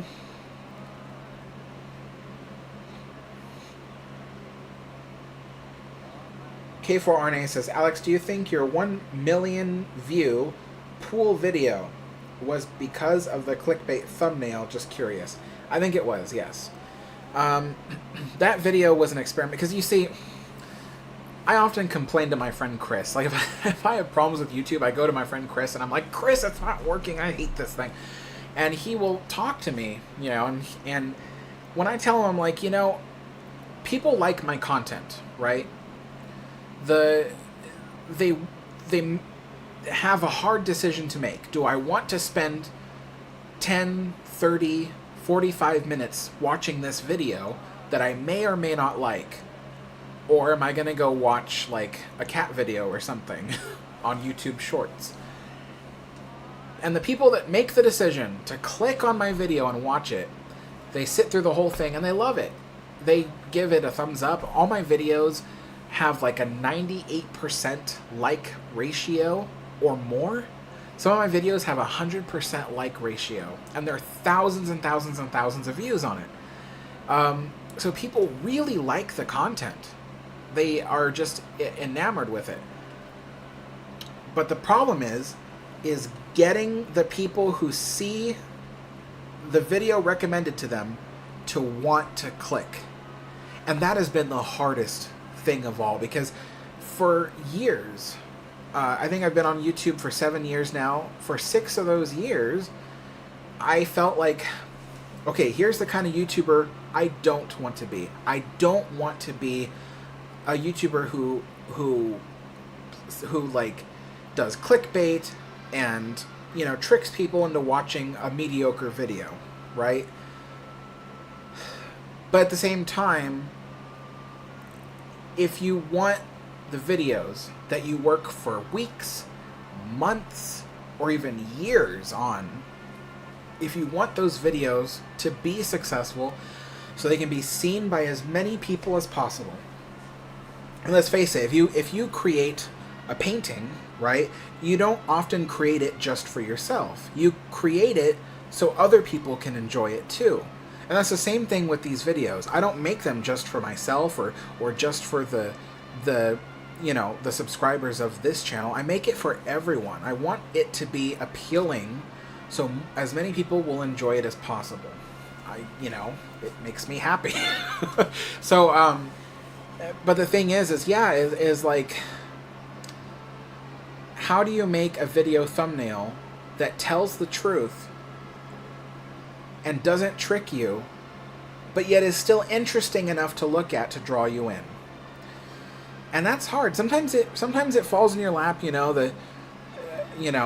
Sometimes a photograph is enough to be interesting, but most times it's not. And as we get more and more into the 2020s, and there's so many YouTube videos out there and everybody's competing for attention from each other, you have to create video thumbnails that really pull you in. And I knew that this Queen Mary pool video, I was like, people need to see this video. First of all, because it needs to set the record straight. There's so much misinformation about that pool. It has to set the record straight. But the other thing too is, I want my videos to bring attention to the Queen Mary, to bring more visitors, to get kids and young people my age excited about a ship that so far is really only enjoyed by the older generations who are used to seeing these ships and stuff like that, or perhaps are used to seeing content about these ships. Anyway, I'm getting off on a tangent, but I thought, what would be an interesting thumbnail that will draw people in? I thought, I'll just put a photograph of the Queen Mary's pool on there, and I'll just leave it at that. But my friend Chris, his voice was in my head, like, he's been telling me for years, he's like, Alex, if you ever want to make your channel grow, you have to do clickbaity thumbnails. That's what gets people to watch. And with that pool video, I thought, I gotta do something extra. People think the pool is collapsing, so I'm gonna make a video thumbnail that represents what people think is happening to that pool. And so I made a video thumbnail that I'm actually kind of proud of, because I'm not that good with computers to begin with. So the fact that I made a video thumbnail that fooled a lot of people into thinking that the pool had collapsed was actually kind of a source of pride for me. But as bad as I felt as making people think that they were going to watch a video about the pool collapsing and see footage or a photo of it, it was necessary. And the majority of people who watched that video and subscribed never even mentioned the clickbait thumbnail. They thought the content of the video was so good, it earned a subscription to my channel, which was, I don't want to get all teary-eyed, but it made me feel good, because you would think that people would be so mad, so angry. Oh, you made a thumbnail that does not represent what was in the video. But people liked the content so much, it didn't bother them that the thumbnail was like that. And I think that video got me something like 2,000 subscribers on that video alone. And yet earned me way more than that from people who saw the video, didn't subscribe, but watched another video and then subscribed. And so yeah, that is fantastic. Absolutely fantastic. And because I was able to, at the end of the video, put an end screen recommendation for my next video, I put Queen Mary at War, that video, at the end of the pool video. So when people finish watching that, they suddenly get recommended the Queen Mary at War video, which was another video that I worked for like a year solid on, and I wanted people to see it, but it's hard because they don't want to click on a 47-minute video. But the pool video made that video successful. Now that video is approaching 100,000 views, and it's going up and up and up. So, yeah, it's been a wonderful result, all from a very clickbaity-looking thumbnail. And I wish I didn't have to do that. Believe me, I don't like working with Photoshop. I am not technically savvy. I'm not computer savvy. So the less I have to do for a thumbnail, the better. But this is the world we live in, where people need to see something that blows their mind in order for them to want to click on it. So that was my long rant about that. But yeah.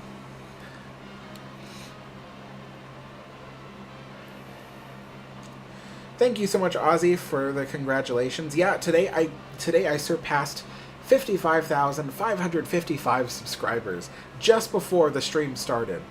I was going to take a screenshot of it, but as soon as I was ready to take the screenshot, it jumped to 55,556. So I couldn't take the screenshot, but it was cool. It was like 55555. But let's see.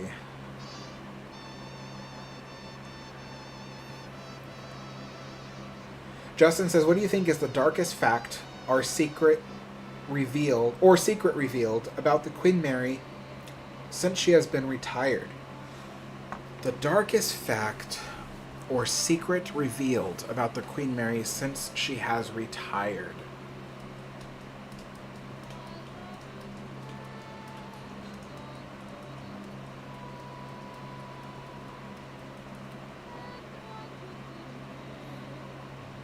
I don't know of any, because most of the facts known about the Queen Mary today were known when she retired. But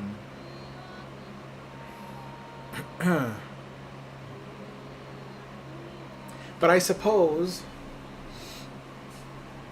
it would be the number of people who died on the ship during peacetime, because Cunard doesn't exactly announce how many people have died on their ships. You know, if you go on, you know, the Queen Victoria cruise ship, they don't have a plaque on there that says, hey, these are all the people that died on our ship, welcome aboard. You know, like, they don't have that. So I suppose after Queen Mary's retirement, you know, and research was done and information was finally released publicly about how many people have died aboard the ship during peacetime, it's a staggering number. It's something like 52 or 58, I forget how many, 52 or 58 people died during peacetime, many more during the war. But yeah, it's a staggering number that you wouldn't expect, and it's a bit off-putting. And then you can see the cause of death of many of them. Not all of them. Some of them don't have a cause of death on there. But the cause of death of many of them is like heart attack or something like that. But quite a number of people fell, hurt their heads and stuff like that, or had brain aneurysms or that kind of thing. So that is probably the darkest fact that's been released about Queen Mary since she retired.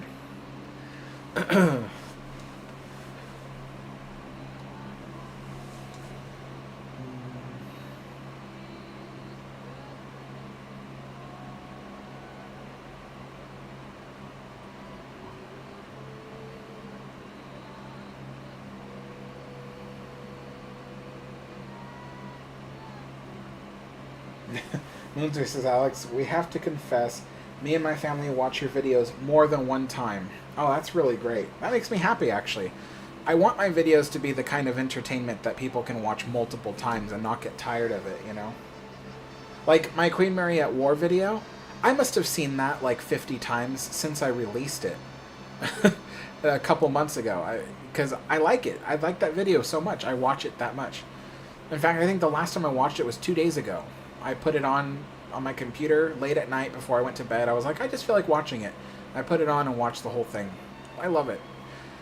So, yeah, I watch my own content sometimes.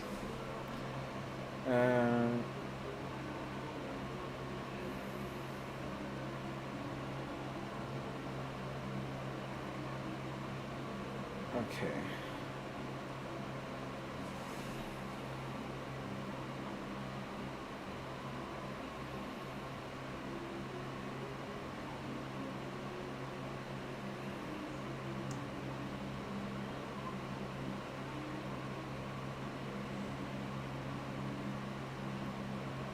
Oh yeah, Steve is bringing up an interesting fact.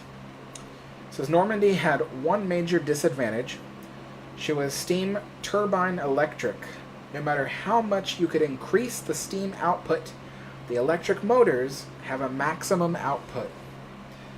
Whereas Queen Mary could easily surpass her steam output, usually by bypassing safety valves, and increasing her turbine engine output more and more. That is true. That is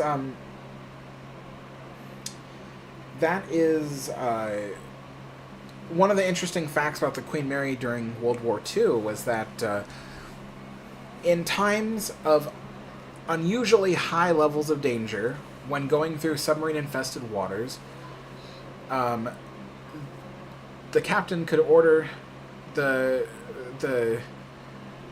crew to build steam pressure past the Queen Mary's safety limits, and then do a brief sprint across a short stretch of water at around 38 plus knots, which is a lot. People know that during peacetime, her maximum speed was almost 33 knots. But yeah, going 38, 39 knots past a bunch of submarines, that's pretty fast. I had someone recently share on one of my videos, they left a comment saying that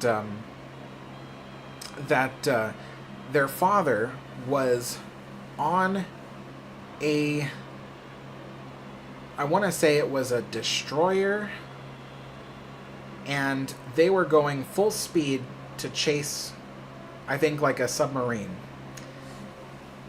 And suddenly the Queen Mary came up alongside them and was passing them up. And the person said that their grandfather said that it was as if their own ship was stationary and the Queen Mary was zooming past them. That is incredible. Can you imagine that? Something the size of 3 New York City blocks just barreling past you at, 38 knots. Just unbelievable. So...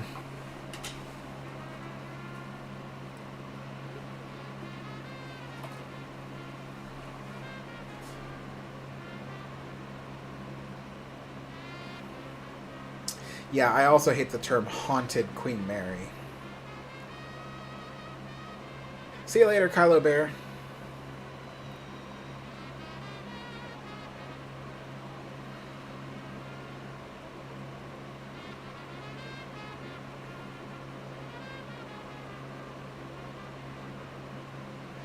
Alright, folks.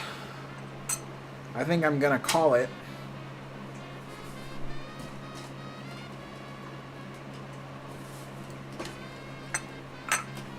That tea is so good. But I am like full. The banana bread filled me up. And then I had one of these shortbreads from the commemorative tin. I wanted to have 2 of them today, but I could only do 1. But yeah, so tomorrow, my video about the log fort, it's gonna be interesting, if you have time to watch it. Be sure you do. And then, let's see. The next tea time might be Friday of next week. Yeah, we'll see how that goes. I'm also going to be putting out a video next week. What video is it? It's a train. It's a video about a train. And it's going to be part of the Halloween season theme, because as we go into Halloween, I'm going to be putting up my Halloween playlist, which is all the spookiest videos related to history and, stuff like that on my channel.